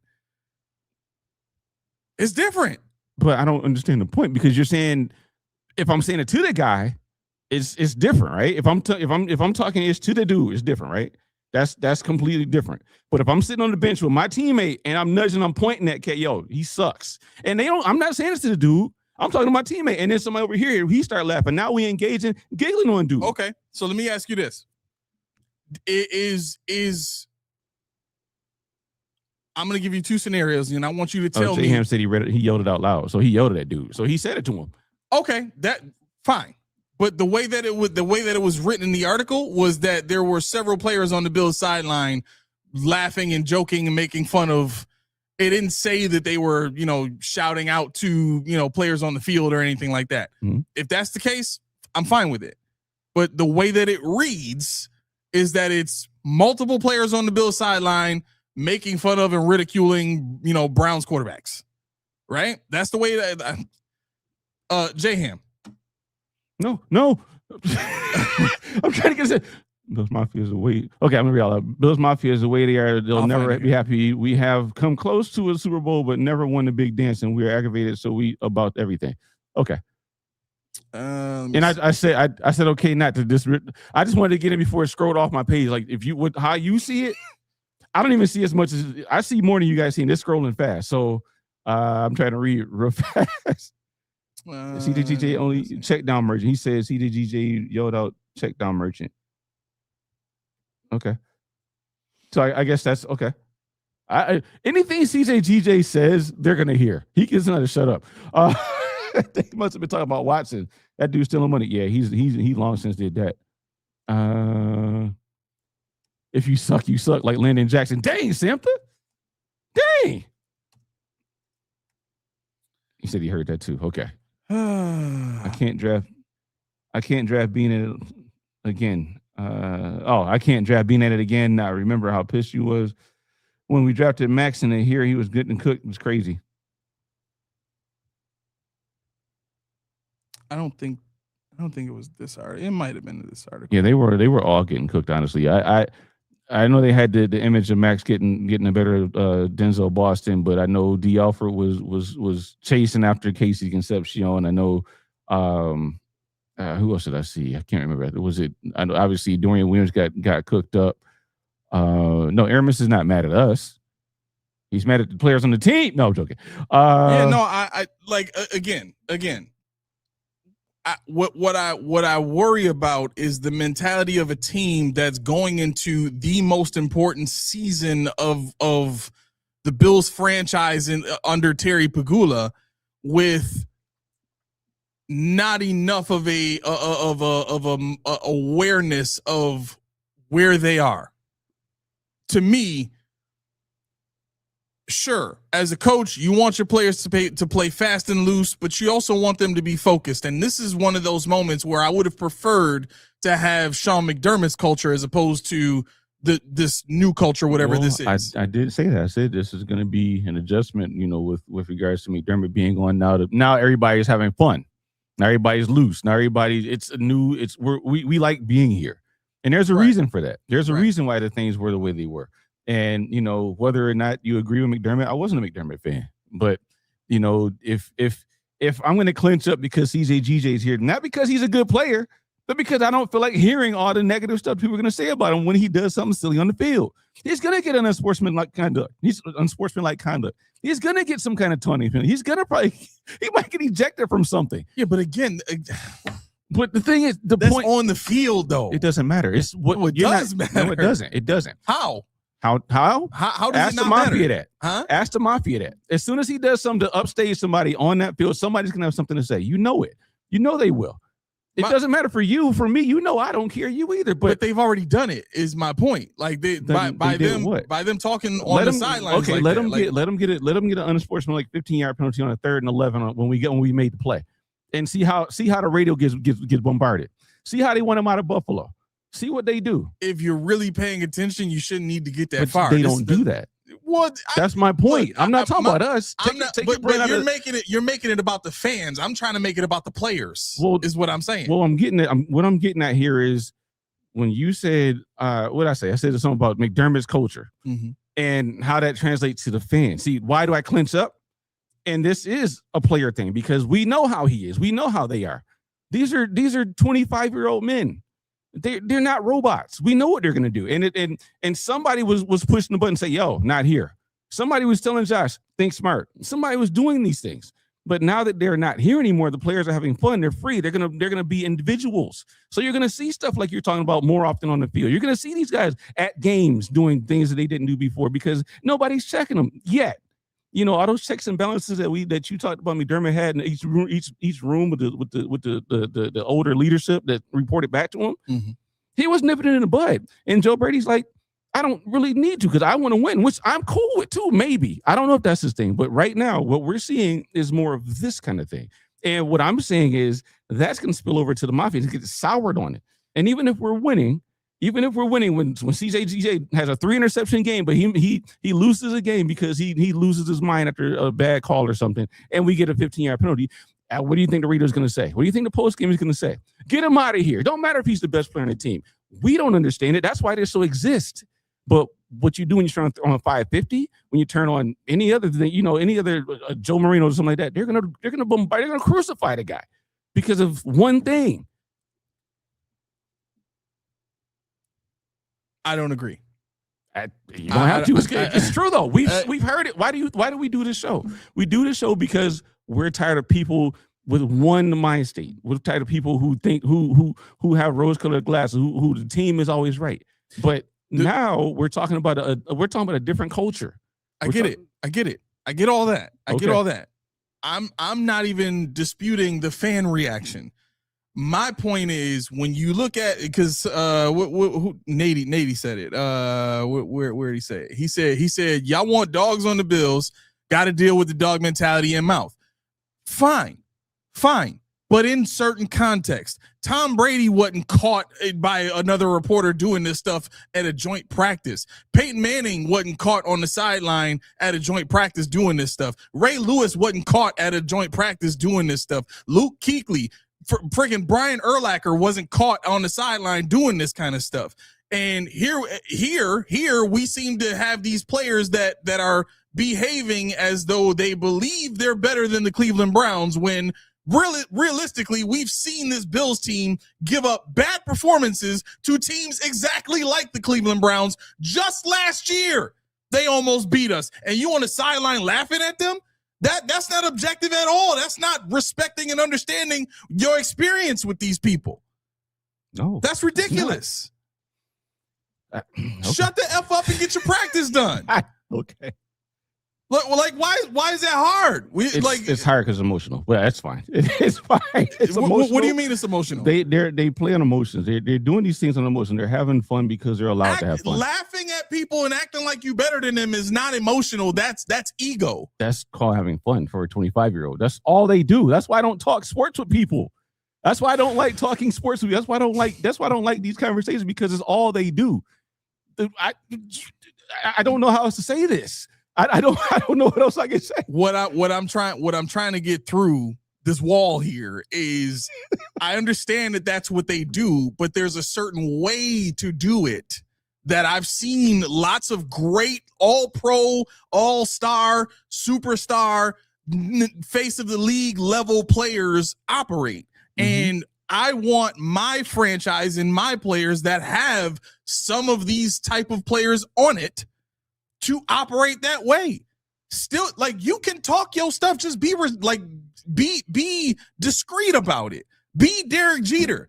Like, dude was with thousands of women. Not one of them came back at him with a scandal. Why? Because they left with some gifts, a basket, and a thank you card. A basket? He was known for that. Like, if you're gonna spend a night, this basket is real? Huh? The basket thing is real? Yes. If you went to spend a night with Derek Jeter, when you woke up in the morning, he was gone. There was a card there. There was a thank you basket with gifts, all kind of stuff. And like you got to go shopping the night before to pick a dress, all that kind of, like, he kept it a buck. Got Oprah Winfrey. He kept it a buck with them, but he kept it discreet too. Like, you knew what it was. You know what I'm saying? And even though you knew what it was, even though you knew players was going to talk to, and I'm saying what I'm saying metaphorically now in the Derek Jeter realm, even though you knew what time it was at the end of the night, he wasn't out there flaunting it with everybody and making himself hated. That's what I'm getting worried about, because that's the kind of stuff where if you can't back it up, it's going to show. Mm-hmm. And I'm not trying to field a team that's going to be out here, barking like a big dog, but playing like a little dog. That defense is getting torn up now in practice, not just by our own offense, but by other offenses. I have to see. No, they showed it. Yeah, like, Casey Concepcion and friggin' Denzel Boston is going off on all of our corners. It's also scripted too. We have to see. I mean, we have to see. We have to see, bro. No, you have to see. I get your point. I understand the play of the players is not scripted. They don't have freaking directors walk out there and say, "Look, you're going to drop 3 steps and then let him cross over in the slant." Jim Leonard goes over to the offensive coordinator and says, "I want to see this look, and I know where my guys' deficiencies are. I want to see what they do with it." That's why they suck. That doesn't. You're removing the context from the situation. These players still got to go out and make the plays. You're right, but Jim Leonard's put them at a disadvantage. Good. I know. That's why I don't care about practice. You can't hold that against the player, though. You can't. But you're giving them a benefit for it. You're saying you can't count that against them because it's slanted against them. It's supposed to be, which I expect. That's what I expect them to do. You're not making sense. Why am I not making sense? So you're telling me the defensive coordinator doesn't go to offensive coordinator and say, "I want you to run these things." I'm not trying to say what you said doesn't happen. What I'm trying to say is the statement you made is missing context, because you're saying just because the coach went and put his own players at a disadvantage, we now, and if we're going to judge them accurately, or maybe not at all in your scenario, I don't know which one you're talking about. Yeah. Okay, that's my point. My and that's where I disagree, I guess. I'm saying you can still judge them. You just have to keep in mind that it's slanted against them and then scale it accordingly. And I don't think there's anything wrong with that. These are still one-on-one drills. So even if the play, because that's the other part of this, the defensive coordinator going and giving his play to the offensive coordinator, or saying, "I want to see this look," or whatever the case is, that's just scheme related. That has nothing to do with a player's ability to go out there and execute. And the scheme may be at a disadvantage, but the players still have to go out there and cover. And if you are good enough at doing your job and following your technique, you can overcome a bad scheme in the NFL. That's why it's always been about the Jimmies and Joes and not the X's and the O's at that level. So I can't subscribe to, well, you just can't judge them at all because it's scripted. No, you still have to be on the field and do your job. Well, you have to be in the field, do your job, but it's practice. So I mean, that's where I'm gonna leave it. It is what it is. I mean, I hear you. It is what it is. I get it. But for me, it just doesn't matter. This is why we don't debate. Okay. The way I look at it is like this: if they didn't have medias there, if they didn't have any social media there, what would we know? Nothing. Mm-hmm. And so how would we have this conversation about who got burned, who did this, who was doing wrong, who was bad, who's a better team, if we had no information? So they've been doing this since forever. They've been doing these scrimmages forever. Okay. And the purpose of it is for them to see somebody they haven't seen before and put their guys in a situation to evaluate them. That's what I look at. They're evaluating guys. Okay, Benford is good here. He can defend this route. This is his money thing. You know, or Bishop and Geno Stone, they don't work together well in this scenario. I want to see, because I didn't, like Joe Brady said, he said it out of his mouth. I need to see certain things before we go to Saturday, because I want to know if they're going to play or not. For me, when he says I want to see certain things, I says I want to see how you can break my defense, and I get to go put it on film and figure this out, because I know my guys have deficiencies, and I know my guys have things they're really good at. But I need to know, do they hold up against players that are not like us? The guys that we don't play every day, the guys that we don't see every day, the guys that we don't watch practice every day, because it was like a scrimmage. But it was a scrimmage that was slanted to the fact where between every play, he says, okay, I like that, but we're going to run this play again, but I want you to do that. And then vice versa. We want to do this crossing route or whatever, but I want you to blitz or whatever. And if you don't have media, I'm not going to sit here and say that we're doomed in preseason off of a inter squad scrimmage. No, nobody's saying Stop that. it. Nobody's saying that. But my point is this. My point is this. And for everybody that's saying it's just practice and overreaction, this and that, at the end of the day, what you do in practice translates to the field. Coaches say that. So if coaches say that, I have to go based off of the people who do the actual job and what they say translates to the field. So miss me with all of it. It's just practice. It doesn't carry whatever level of importance you think it does. Have we seen anecdotal evidence that maybe not everything that happens in practice translates to the field? Yes. But majority of the time, the excellence with which you operate in practice, that carries over onto the field. If you get it right in practice, the probabilities of you getting it right in a game go higher because your muscle memory is building it in. It's becoming innate within the way that you operate in a game setting to be excellent. So I get it. I get it that we've gotten used to minimizing the importance of training camp and all that kind of stuff, because we've seen a few times or a lot of times where it's terrible in preseason and we look better in the regular season. But here's the kicker that nobody talks about, and here's the context that gets missed. What we're seeing in practice and in preseason games and all that kind of stuff is the actual clear-cut, unbiased, non-contextual one-on-one dog eat dog who's going to win that job. And the reason I can say that, why? They don't scheme preseason games. Some teams do, but we have not, right? And we know that. So if we're not scheming during the preseason, then it really is all about the players and how they play on the field and how they compete against the man across from them. If that's the case, then I can absolutely judge a player's performance in the preseason and how they play. I can absolutely judge my team and how they play. Why? Because scheme actually helps an offensive line. Scheme actually helps a wide receiver that can't beat man coverage, Skylar Bell. Scheme actually helps a wide receiver that hasn't consistently beaten man coverage, Keon Coleman. Scheme helps a quarterback when he's not used to checking down to certain things or whatever the case is within the offense that they've built for this guy. That scheme during the regular season tells a wide receiver to chip to help out a Deion Dawkins during the Denver Broncos game. That's what scheme does for players. It makes the job easy for them. That's why you put in a scheme. You put in a scheme to make a player's job simple, easy to execute, and increase the probability of the outcome you want, which is points or stops or turnovers or whatever it is you're going for, right? That's what a scheme does. But the actual players doing the job on the field can be measured at any point in time. And it's more realistic to measure them in the preseason than it is to measure them in the regular season when they got all the scheme and all these different things. It's the Mims argument. The offensive tackle from the Jets last year that we talked about how he went up against TJ Watt and, look at how good he looked against TJ Watt when he literally only had one-on-one rep with TJ Watt. Oh, but he didn't give up a sack against TJ Watt. Only one-on-one rep against TJ Watt. Why? Because scheme told the tight end to chip every single time. That's what scheme does. So I can't subscribe to it's just preseason, it's just practice. We can't take it's overblown. Like I'm proving it right now how it can't possibly be overblown. Whatever you choose to take and accept from it is your prerogative.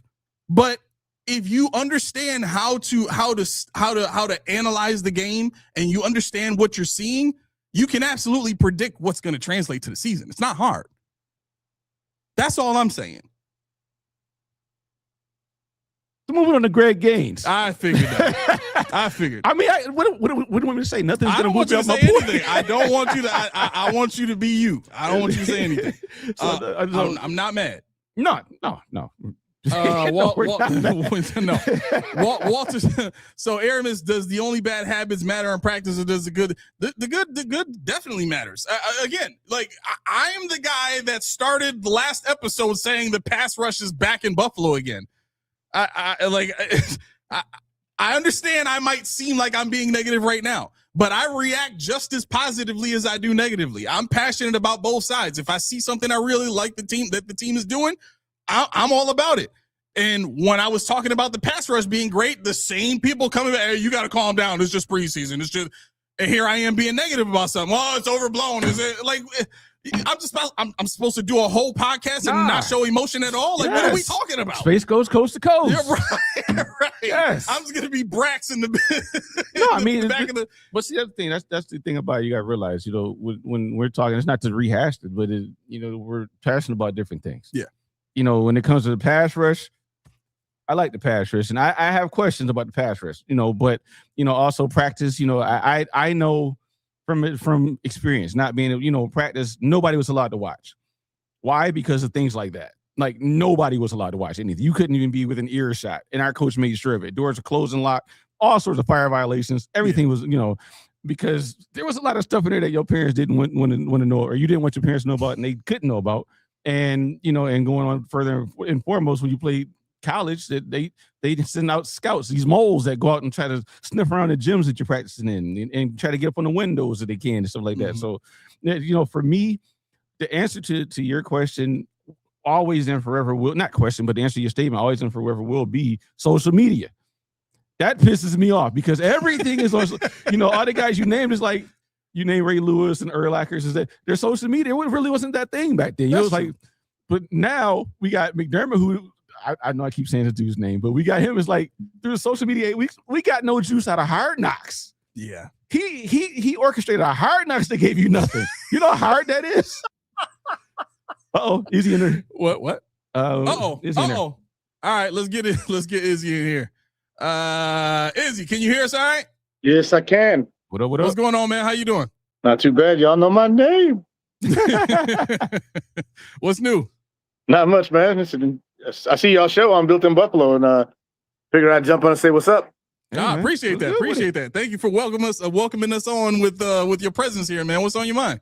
Not much, just enjoying the banter about talking crap with the team and all that stuff, and judging draft classes and all the players, having issues. Boy can't beat man coverage, all that good stuff. So I'm on my computer. My wife's calling me, and I'm sitting here. I got to jump on the show with these guys when they get off here. They've been on here for like an hour and a half. I don't know how they do this. Oh yeah, we just go, man. We just go. Right. This is literally no structure. We just talk. Lost Izzy for a minute there. Everybody cut him off. Is that what happened? Like, oh man. Okay, he's back. Oh, he's back. Okay. Yes. All right, we got you back. Can you hear us? No. What just happened? I have no idea. I have no idea. You cut out. Can you hear us? Yeah. Did we? Oh, my VPN. Oh, okay. Yeah. Y'all see me yet? Yeah, we got you. Oh, okay, yeah.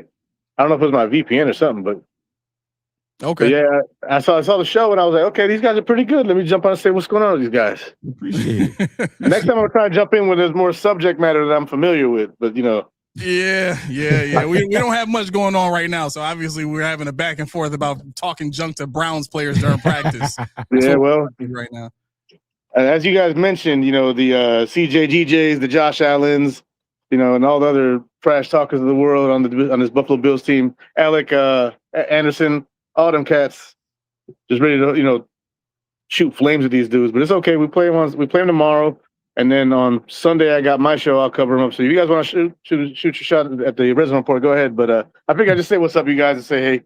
Appreciate it, man. Appreciate it. Anytime. Yeah, we'll have to do something together sometime. Yes, sir. All right, my phone's acting up. I'm gonna let y'all go. All right, man. Take it easy. Like I said, it was just for me knowing the stuff that I hated about the sports, both of them, was what you're saying. So I can't say it's right, but I just know that's what it is because I've heard it forever and ever. And I'm like, why aren't there more fights? When I played football, I didn't realize how much ish was going on the sideline. Yeah. I didn't realize how much until I got there. And I was like, oh, snap. This is what it's about, huh? Nobody loves each other, huh? Okay, cool. Oh, you want us to take his knees out? Oh, snap. Wow, we're putting a hit bounties on people? Yep. And this is craziness. But when we're going forward with the team, I know you have a higher staff 7:30, so we're gonna try this real quick. Oh my gosh, it's 7:10 already. Yeah, we're gonna try this real quick. And I think we you kind of did address the topic, so that's cool. Yeah. Greg Gaines. We didn't talk about him. We talked about it just a minute ago, Roy. You were asleep. Greg Gaines. Who was Greg Gaines? 30-year-old from University of Washington. He was drafted by the Rams in the 4th round of the 2019 draft. He was part of the Buccaneers Super Bowl team. Pro Football Focus actually had him ranked as 108th of 134 defensive linemen. Contrary to popular belief, he's not a nose tackle. I didn't know that. They rarely use him as a nose tackle.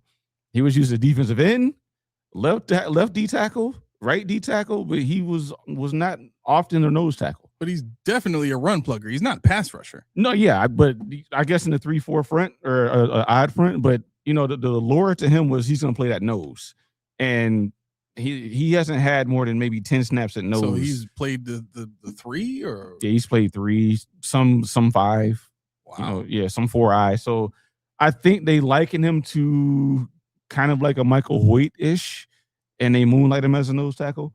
I looked at his stats. Okay, so his career stats. He's not moving like Michael Hoyt though. No. I looked at his stats. He had 14 and a half sacks in his career. 2 last year, 17 quarterback hits, 17 quarterback hurries, and last year he played 35% of snaps. Contractually, he secured a $1.4 million vet minimum deal, including a $137.5 guaranteed and $50,000 per week, $50,000 week 1 bonus. So, I mean, the contract is obviously peanuts, but yeah, I didn't know enough about the guy. I saw highlights of him, and I'm like, okay, all right, he's a man amongst boys. Then I looked at when this all took place. I said, he's not the nose tackle everybody prognosticated him to be. So, I don't know. We'll see what he does. Sampson says Oliver, Walker, and Gaines. That's your odd front pairing up there. So, I mean that says a lot about TJ Sanders, because right now on the depth chart they have TJ Sanders at that 4-eye, and then Landon Jackson's right behind him. They got Greg Gaines behind Deion Walker as a nose. Yeah, Gaines supposed to be the nose. That's what I'm saying. Yeah. So I looked, I said, he's not even a nose. Like, come on now.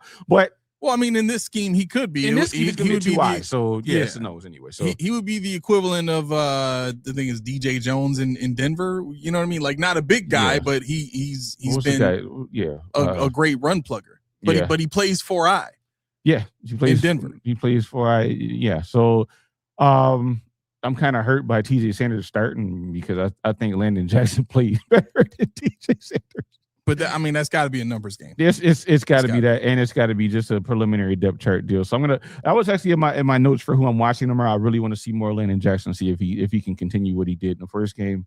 For guys that watched the first game and say he didn't do jack anyway, I mean, 4-eye is not very interesting to play. I can say that right now. It's not the most fun, the most glamorous. Nothing in the front 3. You know, when you get Ed Oliver and Deion Walker playing a 2-eye and 3, you get a little more razzle dazzle. That's the pass rushing set. But when you got Landon Jackson on the field, this is a run stuffer front. They're not trying to do anything but hold up the gaps. Yeah. So if they get a tackle, if they can make a play or get to the quarterback, that's a plus.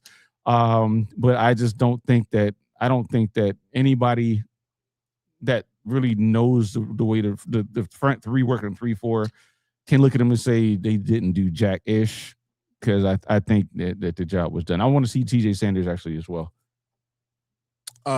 Tomorrow, you want to see him? Yeah. I think I'm good, bro. I mean, I am too, but I want to see where I am with this guy. Like, because I've been there. I was there when we saw him play last year, and I was like, put him at end. I'm like, just put him somewhere. Right. Because I need to justify him getting drafted in the second round, even though I didn't understand it. I at some point I need to see a willingness from Brandon Beane to get out early. Yeah. You know what I mean? Yeah. Like that awareness of the moments. You know what I'm saying? Mm-hmm. I think that's what it comes back to. And you have an opportunity now with TJ Sanders where, you know, people really haven't seen much of him due to injury, so his perception in the league isn't really bad right now. Right. You know what I mean? Like, people are still going to go based off his college tape, which he looks pretty good in. So, you know, maybe he's the kind of guy you trade now. Yeah. Some draft picks. Yeah. As opposed to letting him look bad for a season and lose his starting spot to Landon Jackson. And now what you going to do? You know what I mean? But what I'm sure is probably going to happen, because this is how Brandon Beane operates in general, is he's going to let the value of TJ Sanders go down, because what does that mean for TJ Sanders? Well, we can probably pay him less to keep him around. And guess what? He was a second round pick. And so now we're getting treatment. Yeah. Yep. So, I mean, and I do think TJ Sanders has value somewhere. In a truly pass rushing sense from the defensive side, because he's not good against the run. We know that. We've seen that. That was in his scouting report. If you watched him in college, you can tell he wasn't good against the run. He couldn't anchor well at all. But his pass rushing moves, his quickness off the ball, that was his claim to fame. So if you have an offense that's attacking in that regard, even front, that's where he should be. Yeah. Positions that you are scrutinizing in this game. I know your stance on practice in general. No. I can glean a lot. It's just like, I'm not like, oh God, we're screwed. No, I'm not saying you are either, but I'm just saying that, some people, they look at it like, oh no, we're gonna get 4 wins and shit. No, but I think I'm scrutinizing the cornerbacks. Why? Because Kenai Walker, everybody's talking about him. He had 12 snaps on Saturday, and he had an interception. Yep. Outside of that, he got targeted one other time, and there was no kind of stat wide. It just was overthrow. So I want to see him in extended action, because I need to see Toriano Pride sweat. I need to see those two guys fight it out for that last roster spot. I don't want to see a scenario where we have to bring back a Trey White or somebody like that, because we don't feel comfortable. This isn't good enough. I'm also looking at knowing that the starters aren't playing. I'm thinking more so the offensive starters aren't playing. I'm thinking Jim Leonard's still going to want to see something on defense. So I'm going to still say I want to look at Landon Jackson. I want to look at TJ Sanders, see where they fall. I was just more so looking at this, and I'm like, let me go ahead and put this one up here. That gets old. I'm so tired of having that conversation. I mean, that's what it is. Like, again, with fans that want to live in this bubble of, Brandon Beane, Sean McDermott, or a combination thereof, are the ones that broke the drought. You know what's funny about that though? The rant you just had about the practice is the same rant I had about the pride that we had watching our team watch a team win the thing for us. Yeah. I could not stand that. We got a camera in the Bills locker room as they watch, and they cheer as the other team screws up. Like forever and beyond. Who was it? Was it Ravens? It was the Ravens. It was Bengals and Ravens. It was the Bengals. I think it was the Ravens at Bengals. Yeah. So like we're watching this, and like they have to be at the mercy of the whim of whatever's on TV at this point. It hurts because we won now, and now we're going to the playoffs, which we barely made it to. And I'm like, I said this to you, and I've said this on the show. I said I don't want to go because we're not ready. We're not ready yet.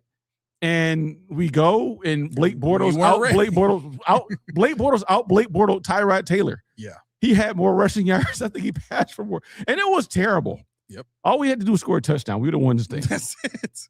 And I'm like, this is embarrassing, because they're like, you broke the drought for that, and I wanted to break it like a Josh Allen, break the drought, smash some table, just get in there and like really run roughshod through somebody.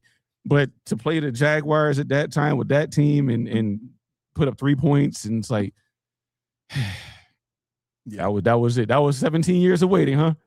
So I mean, you could even say that too. Baltimore choked us into the playoffs. Either way, if we're trying to be accurate and we're trying to get it right, you have to process it all logically. And the Bills did their part in setting themselves up to potentially get a playoff spot, but what else did they need? They needed teams to lose. Mm-hmm. And when you're in that position where you need other teams to lose, you yourself didn't do the whole job alone. That's what hurts. That's what hurts. That's why it bothered me too. Mm-hmm. I was happy to just be going to the playoffs at that point. So I really didn't look at it as, oh, we broke the drought. No, I looked at it as the drought is over. And those are two different thoughts. Yeah. I was like, oh no. Because everybody's already going to say we don't belong here.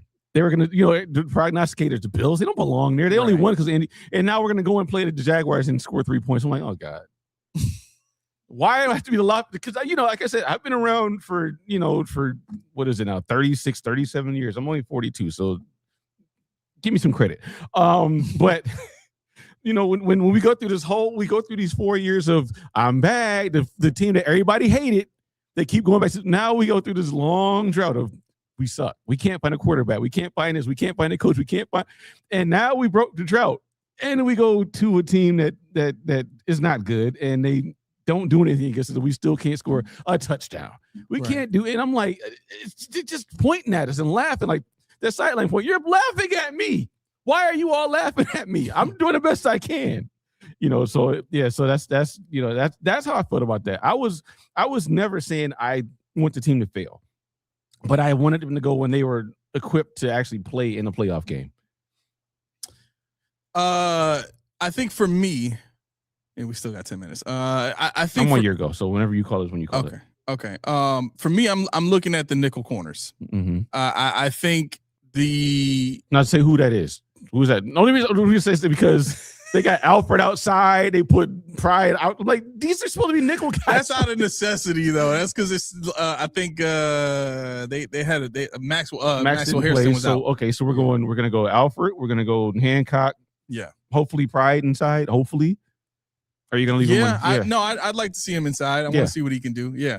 So Pride, if they put him inside, Alford for sure. Hancock is the one I'm really looking forward to put like showing more.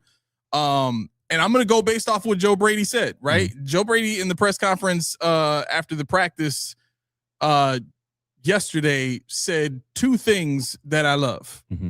First thing was he definitely has the mindset of letting guys earn their spots, which tells me there are no set spots other than Josh Allen and James Cook, right? Fine. Which they've earned. So. Exactly, 100%. Everybody else, though, should be up for grabs. If Spencer Brown is stinking it up, guess what? Somebody who's playing much better than him in practice or in drills or whatever the case is should have an opportunity to overtake him. That's just the name of the game. That's NFL football, right? Hold on a second. Yeah. Roy, of course, did Jacksonville get the Patriots all they can handle after that? Put up 30. I don't care. They gave us 9. What? He said that Jacksonville give the Patriots all they could handle after that, after our playoff game. I don't care. We scored 3. They beat us because we scored 3. They should never been in that game. Did we only? I thought it was 6-7. No, I think we scored 3. Because I think if we would have scored a touchdown, we'd have won that game. Oh, so it was 10-3 then. Yeah. Or was it 9? No, it was 9-3. It was 9-3. That's right. Yeah, we scored a touchdown, we won the game. All we had to do was score that 7. That's it. Yeah. Yep. But yeah, so that's the one position that I'm looking forward to seeing. I mean, I liked Hancock since last year. I saw a lot of potential there. Yep. So I just want to see him take that step. Hopefully he can, make some sort of, Kenai Walker-ish type of play or esque type of play. And kind of solidify himself as somebody that is able to, sit Alford down. Alford is not a guy that I need to be in there. He's not this is going to sound weird, but if Kilgore continues to play the way that he does and somehow makes it so that it's a true competition between him and CJ, I'm fine with that. I'm 1,000% fine with that. I am of the mindset that I want to get my younger guys in there the earliest I possibly can, because what happens with players when they get reps in actual games is that experience helps them grow faster than they would off the field or on the sideline during those games. Mm-hmm. So if I'm truly trying to invest time, money, and effort into these players that I drafted, and I truly believe in their trajectory and their ability to become what I envision for them, then I got to give them the best opportunity to do that, which is the fastest possible growth on the field. Mm-hmm. And with this year being what it is, and what I mean by that is the offense is going to have to carry the defense. We're seeing that in practice. We're seeing that in games. The defense will make its pop plays, but the offense is going to be the stabilizer to keep the chains moving, keep the clock running, be the dependable side of the ball that you look to whenever things get thick in the middle of a game, right? Yes, I said thick. I do. But if that's the case, then that means I do have a little bit of opportunity to play around on the defensive side, getting my younger guys in there because, hey, this is the side of the ball that's in development. We were doing the same exact thing on offense. We were putting Deion Dawkins in there as a rookie and letting him play. Why? Because we had a really good defense at the time. Mm-hmm. So we could afford to do that kind of stuff. So I'm simply saying just flip it now. You know what I mean? Get these young boys in on defense. Let them, learn on the fly. Let them make the mistakes and all that kind of stuff. Because from all reports and everything that everybody's seeing in practice, Josh Allen is going to destroy the league this year with this offense. And I'm here for all of it, offense or defense. But yeah, the nickel position for me, Are you worried about linebacker from what you've been seeing so far? Me either. It's weird. Like people keep looking at that as like the weak spot, but I don't see it. I mean, what I see is them putting, like I said earlier, they put Dorian Williams in pass cover situations, which we know he's not great at, right? On purpose, so they want to see how bad he actually is and how much they got to cover for him. And also Caleb Armsor, if you watch the game on Saturday, he's still over aggressive. I don't know if you noticed a couple times on play action, he got sucked way in. Yeah, he got swallowed up. Swallowed up. You ain't got to make it worse. I got to do it. The AO is supposed to take the brunt of it. But, I noticed that he uses his athleticism and speed to get himself out of a lot of trouble when misdiagnosing plays. And that was one of the things that was in the scouting report, misdiagnosing plays, slow to diagnose plays, I should say. So I would like to see his progression. Like I said, I'm not going to sit here and say he's a lost cause or whatever the case may be, because it is what it is. He's a rookie. And this is where I fit with rookies and second year guys and guys in new situations and new new schemes that they weren't in before. I give them grace because I'm like, they got to learn something new. They have to learn what the new coach expects of them. They got to learn the way the coach talks to them, the terminology, things like that. So, I mean, when I see Eli Ramsora, he's going to make plays. He's going to miss plays. But that's what we know this defense is going to do. They should be boom or bust. So if you could every long play they give up, a Kenai Walker play call shows up. For every 2 fumble recoveries we get, they beat us deep for something. So I think we shouldn't expect this defense to be perfect, and especially a linebacking core that saw Terrell Bernard injured all of last year. Saw Dorian Williams fighting for his life with Joe Andreessen's and other guys, and Shaq Thompson's, who now is in I don't think he's signed yet, but he's with New England, or is going to be New England, I believe. So that's over with. So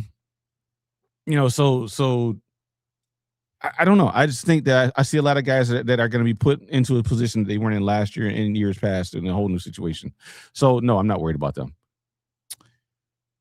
Interestingly enough, with the addition of Gaines, it does add some context. Our guy Champagne Shots here said, y'all touched the Ed Oliver situation or letting it sit until the beat reporters and team recognize it? I don't think it's a matter of recognizing it. There's already articles out about it. Yahoo Sports has one about it, about the Ed Oliver, the injury. Yeah, and I was reading it. I really can't stand when Joe Brady talks. I can't wait till the regular season starts, because this is what he. Hold on, JM. This is what he said. His answer. He said, "Where is it?" Brady said, "It's not just me trying to hide information or anything like that. It's just more so there's many different variables and everything that comes with a personal hamstring, groin, or ankle or toe. Everybody's a little different. Nobody cares. We know that. How bad is it? Do you expect him to play? If he had to play on Saturday, would he play? If this is a regular season game, would he play? Yes or no? Is it going to keep him out of practice for a long period of time? Yes or no? I don't need you to be a doctor. Nobody ever was. Sean McDermott never. He said, yeah, he's dealing with something. We got him at week to week. He's doing something. We got him at day to day. We got him. He's going to be out for. We're worried. Whatever. That's all we got. Say that. I don't want to hear. I want to be evasive, because no, I don't. You don't have the chits to say that. You don't have it yet, because you're new and you trying to sound like that guy that we hated when McDermott and Bean first came, and they talk like they were holier than thou. Like, why are they talking like that? Why is everything so coded? Stop it. I don't know if you want to. All right, we're gonna bring the pain in my butt here on the show. J-Ham, what's going on, bro? Hey, nothing much. Just I love the troll. We know. Yeah, we know. What's new, man? What's on your mind? Well, I think the thing is, we just have to manage our highs and lows when it comes to the preseason. Like, don't take everything that's good too high, and don't take everything that's low too low. So it's like, KC's Concepcion was burning us. I was like, okay, there's still tomorrow. So maybe there's a problem tomorrow if he's burning everything, but at the same time, it's backups. And about the people chatting on the sideline, I read that article you were talking about. It was mostly just CJ DJ. And mind you, this whole week, if you've seen on social media, there's been fights all over the league. So a little trash talk I don't think is a big problem, but I do get what you're saying about it. Like, it's like it could be a bad sign that they're a little too cocky. But I think it's a non-issue. Okay, What so do you J-Ham think? has officially graduated from trolling me in the Discord chat to now doing it live on the show. Thank you so much, J-Ham. You want me to respond to that like while you're here, or you good? How you doing? Sure. I do want to get your perspective on this though. Okay, sure. I did ask you in the chat. What do you think about how the Bills ask for taxpayers' money, and that looks like it's going to be a trend with the league, with the Titans doing it, asking for over 50% of the bill, and how they're doing it. Because I know the Denver is they're going to pay for the whole thing, right? But Nick Wright, even it was like a couple months ago, he made the point of, I think it's appropriate for smaller market teams to ask for taxpayer funding, but bigger markets like the LAs, like the LAs, like the Vegases, like the Denvers, that's where it's like, no, they shouldn't be asking for taxpayer money. I just want to know your perspective on that. Okay. Thank you for that, J-Ham. So I'm gonna put you backstage while I answer this, because we do got to get out of here. Thank you for the call.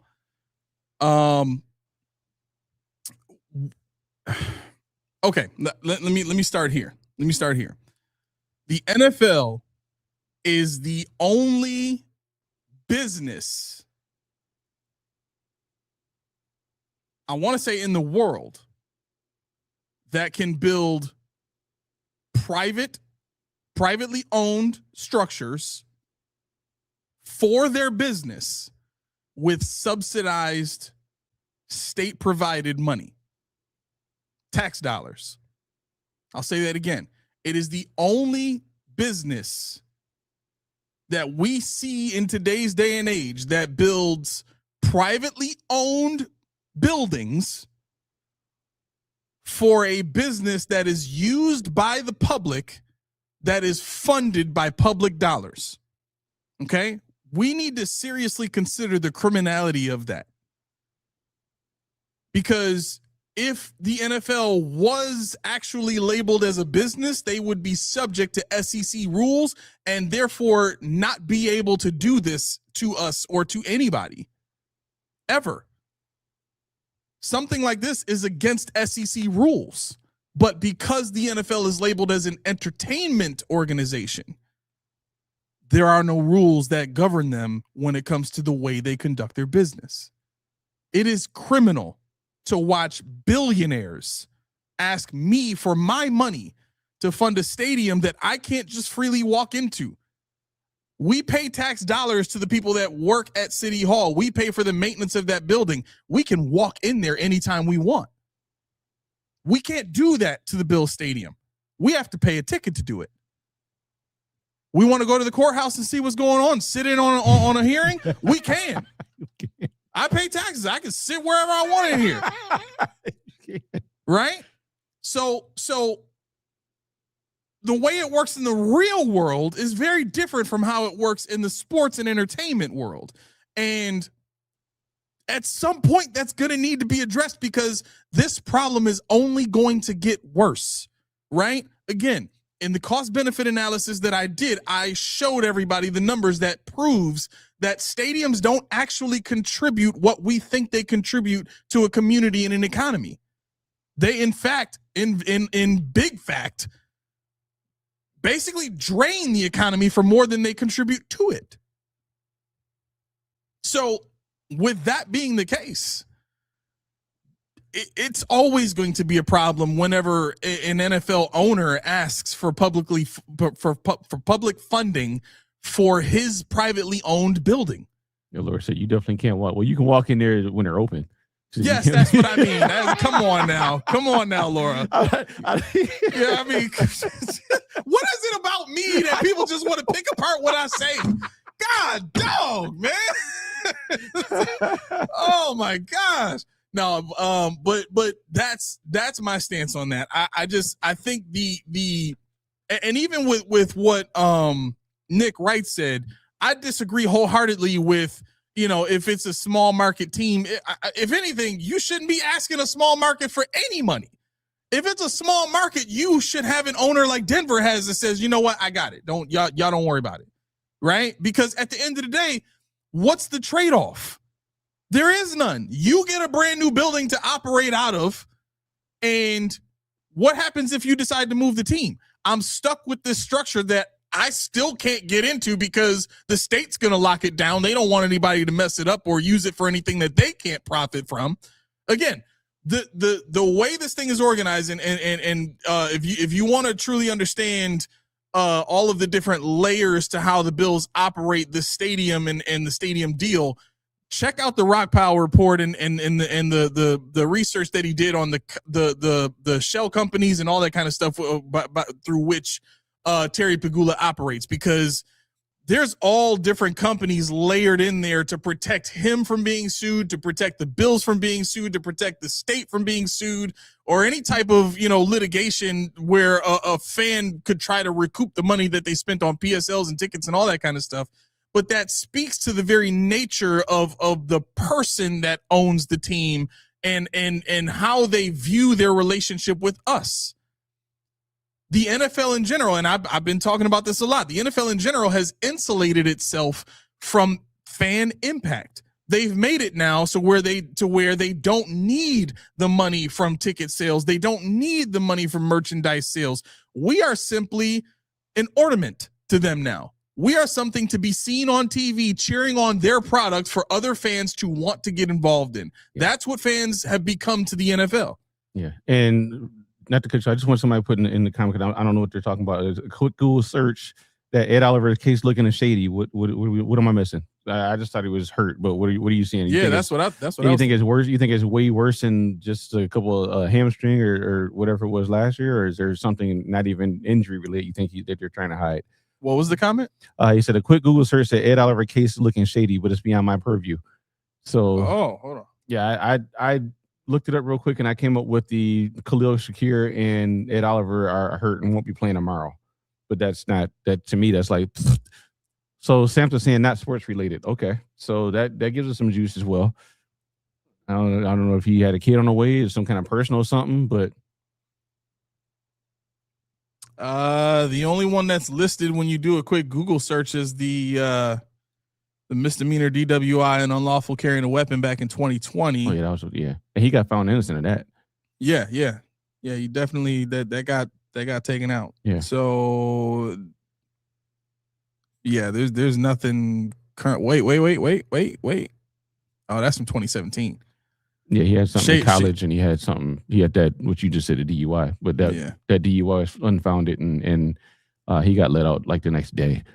Okay, so I mean, I guess we are gonna have to wait until. Oh, JM put it in Discord. Go ahead. Somebody else did. JM put it in the Discord. Go ahead and talk. Kill you. Okay. You talk better than me, so let me just figure this out. All right. So yeah. So for me, I think it's really it's a good conversation to start everywhere, where we begin looking at the NFL out of the corner of our eye and trying to see through to the integrity of the way that they do business. Because I'll put it like this. I got it. Bill is saying Ed Oliver's injury. Wait. Let me get this out real quick. I'm sorry. Because I just wanted to make this point and be done with it. We got to look at it like this. The way that the NFL has operated from a business standpoint, again, if it's not checked, it's only going to get worse. So if we're going to continue to give them our money and all that kind of stuff, then we do have to understand what that looks like to them. We have to understand that it tells them that what they're doing to us is okay. It tells them that the way they're operating their business is okay. We're willing to tolerate it. Why? Because it still continues to provide entertainment that shields us from or distracts us from all of our other problems. And if entertainment is going to be that valuable to you, where you just you give up your certain rights, or you give up certain funding that you don't intend, and what? Hey, go ahead, man. I'm about to lose it. What? They seen his son died and he drowned.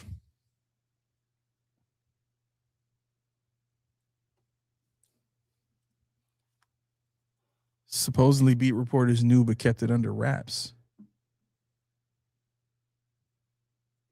Wow. Don't do that. Please don't do that. Wow.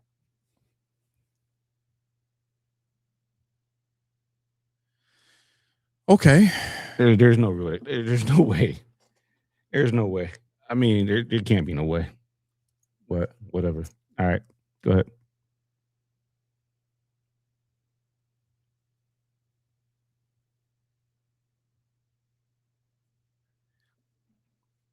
Okay. Is there an article you're getting this from? Is this, are you hearing about this through people you're connected to? Is there some way for us to see this information that you're talking about? Maybe we could kind of, get the word out a little bit more and do some more investigation, figure that out, something. Okay, Buffalo Truther says, from my understanding, it's not confirmed, but it looks like a real story. I'll see what I can find out. I mean, it does make sense that this is something they would try to keep under wraps. I'm hoping it's fake. Yeah. It's on Twitter from a guy named Farmer. Okay. Yeah, I'll check that out. There's some Farmer Cat or whatever, but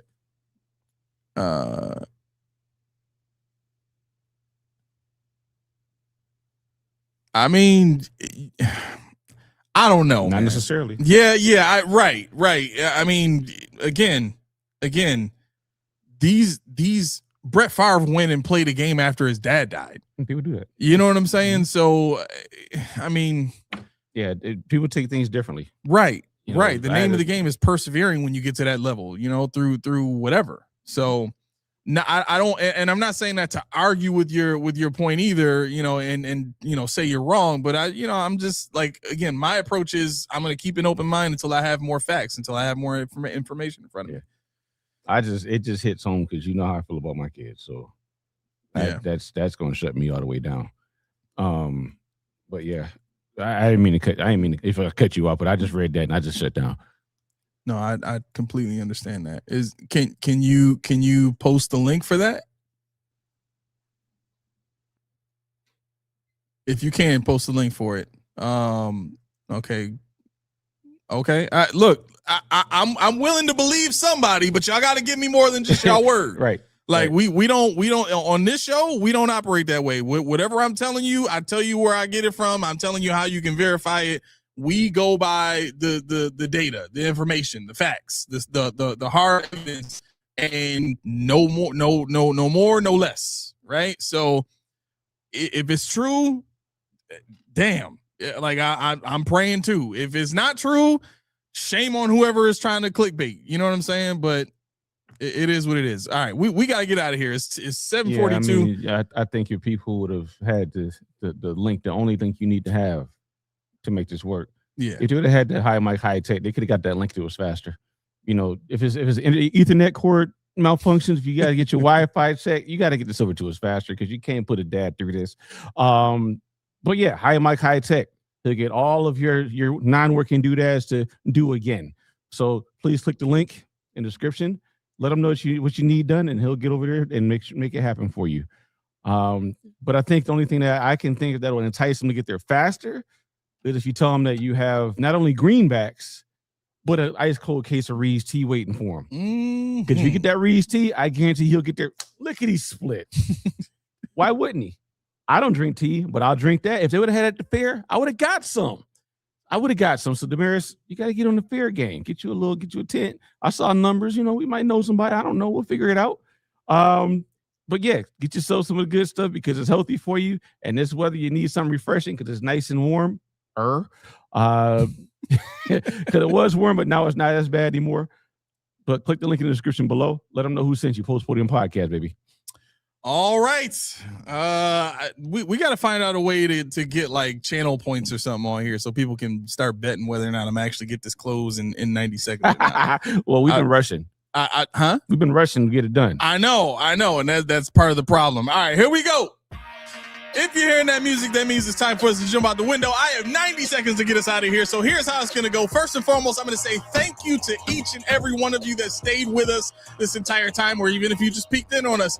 We really appreciate that click. We really appreciate your attention, and we really, really, really appreciate your time.